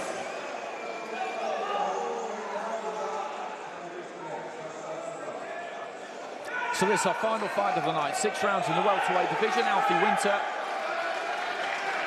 boxing out of that blue corner on the left in the white. His opponent Justin Menzies in the black. Round 1. It should be a good contest, both capable opponents. Different stages of their careers, but yeah, very good. Put his hands together very well there. Looking to start nice and quick here, Winter. As I mentioned, Menzies started life himself in the home corner, then lost to Bradley Price by stoppage in a fight that maybe they were reckoning that he would win. Picked up his stool and headed over to the away corner. Winter looking to really put them together early on here, but he's tucked up well there, Menzies.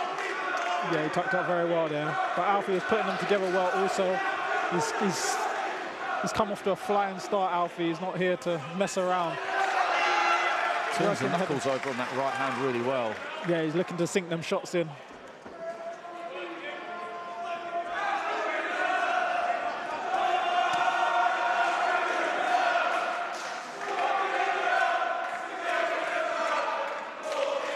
Menzies just not really able to throw too much back, but as I say that, he finds an uppercut.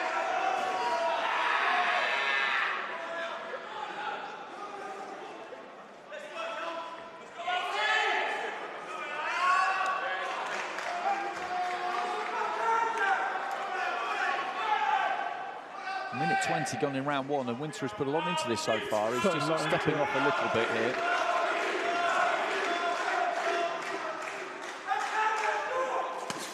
Oh, good shot, good shot, good shot. That left hand to the body was solid. We could hear that one echoing around us at ringside. Alfie Winter's not giving Menzies a chance to even get into the contest. He's letting them go, being very aggressive, putting his hands together. Menzies is forced to tuck up constantly throughout this contest. And he's done that pretty well, actually, because that right hand there down the middle, he blocked that with the gloves, and then he looked for a left hand, which was well delivered there from Winter, but the right hand was up and blocked it there for Menzies. But that's going to have to remain being the case. Good right hand down the centre there from Winter. Menzies got a very good guard, and lucky for him he has so, because Winter's definitely whipping them right in. A couple of lefts to the body there, right above us. He's firing back. Menzies was trying to fire back off the ropes there. And good movement from Alfie, beautiful head movement. Absolutely beautiful head movement from him. As we say, sometimes the coaches reflect the fighters. You know, Kevin Mitchell always had great head movement, and he's showing it in his fighter today. Just chipping away on the inside there, Winter, looking to see if he could find a slightly different angle to get something through. Again, he's trying to... You may have to work the body, because Mendes has got tight hands towards the head. You might have to go downstairs for the body. So 1 round down. That's against the Winter Corner. It's Kevin Mitchell's birthday today, actually. Yeah, it is actually. It's Kevin's birthday. I should have brought him a cake, really. 39 years old he is. I remember when he turned pro as an 18-year-old. I always loved him as a fighter. Yeah, he used to sell out O2 arenas, have the whole of the West Ham support fan base out. You know, I remember as I was just about to turn professional, he was one of the first few shows I went to in the O2 arena, and I saw how exciting it was and the fan base it had. And it really like spared even myself on to want to get onto these big shows based on fighters like Kevin Mitchell. I know there were a few. He stopped it. Regrets He's been there, stopped maybe. It. Stopped the fight already. First round stoppage. That was beautiful. I think he may be hurt to the body or his hand. I'm not sure if he's complaining about his hand. Well, you're absolutely right. It's all over after the first round, and that was a quick start from Winter. He got stuck into his boxing immediately. He put the punches together well. Menzies was keeping that guard intact, that tight guard, and was managing to block most of what came his way. But these away corner fighters, he now won't be able to box for a month, but sometimes you just judge it. You think, am I really going to try and get through 5 more rounds of this? Yeah, that's what I'm saying. It's a lot. If that's happened to you in the first round, you've got 5 more, and you know the pressure he's applying. It's not worth it. It's just not worth the thing. And Alfie Winter, he was bringing the heat constantly. He was looking to put pain and aggression on him tonight, so he wasn't going to ease up. He didn't like he was slowing down anytime soon. We know Alfie Winter's a very fit man, so he'd have been doing that for rounds and rounds. So the corner made the right decision pulling him out today. Yeah, I 100% agree. It's no criticism, Menzies, at all. I'm not questioning his minerals in the slightest. It's a risk versus reward there. 5 more rounds of that could have been punishing, damaging, and to be honest with you, he probably felt, his corner felt, his trainer felt he didn't need to be a hero in there tonight. No, there's nothing on the line. It's not a title fight. He'll come again next month. Exactly. But we like what we saw there from Winter. He was like a dog let off a leash, wasn't he? He's obviously been training very, very hard. I think he'll probably be a bit frustrated that he didn't get the chance to show us a bit more of what he could do, but nonetheless, yeah, he was impressive. It was impressive. You know, you do the hard work in the gym. Tonight it's just about getting the job done, and that's what he's done. He's worked weeks and weeks, probably heavily in the gym, and now it's paid off. That's what people don't see. They think tonight was just all the work. It's the 10, 12 weeks he's trained to get the job done. Ladies and gentlemen, distinguished guests, our referee accepts the retirement on the stool. Your winner by TKO and still undefeated, Ice Cold Alfie Winter!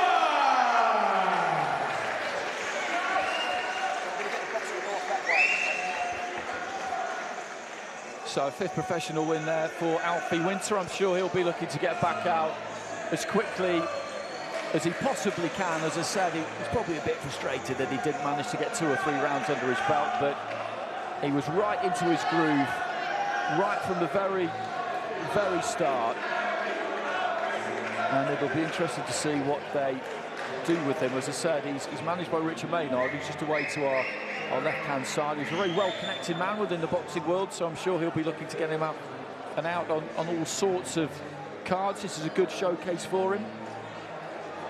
But he's got a kind of TV look about him, Alfie Winter, if I'm honest. I think he's going to be good to watch. And with Mitchell in the corner and that kind of backing with Richard too, I think we might be seeing a bit more of him on our screens. Anyway, here he is, down inside with Ali. Right, Alfie, fantastic win there. It was over a little bit quicker than I think you thought it was going to be. How did that feel? Disappointing, to be honest. Like, I put my body through torture. Like, I sacrificed a lot. Been a long camp. I'm gutted for the people that have paid money to come see me, to be honest. Like, sold a few tickets, and times are hard at the minute, and I'm grateful for the support, obviously, but I'm just a bit annoyed that I couldn't put on more of a performance. Obviously, it was cut short. So, what was your thought behind when they retired in the corner? I didn't know what was going on, but like, you never know what a fighter's got going on behind closed doors. Do you know what I mean? So, I don't know the full situation.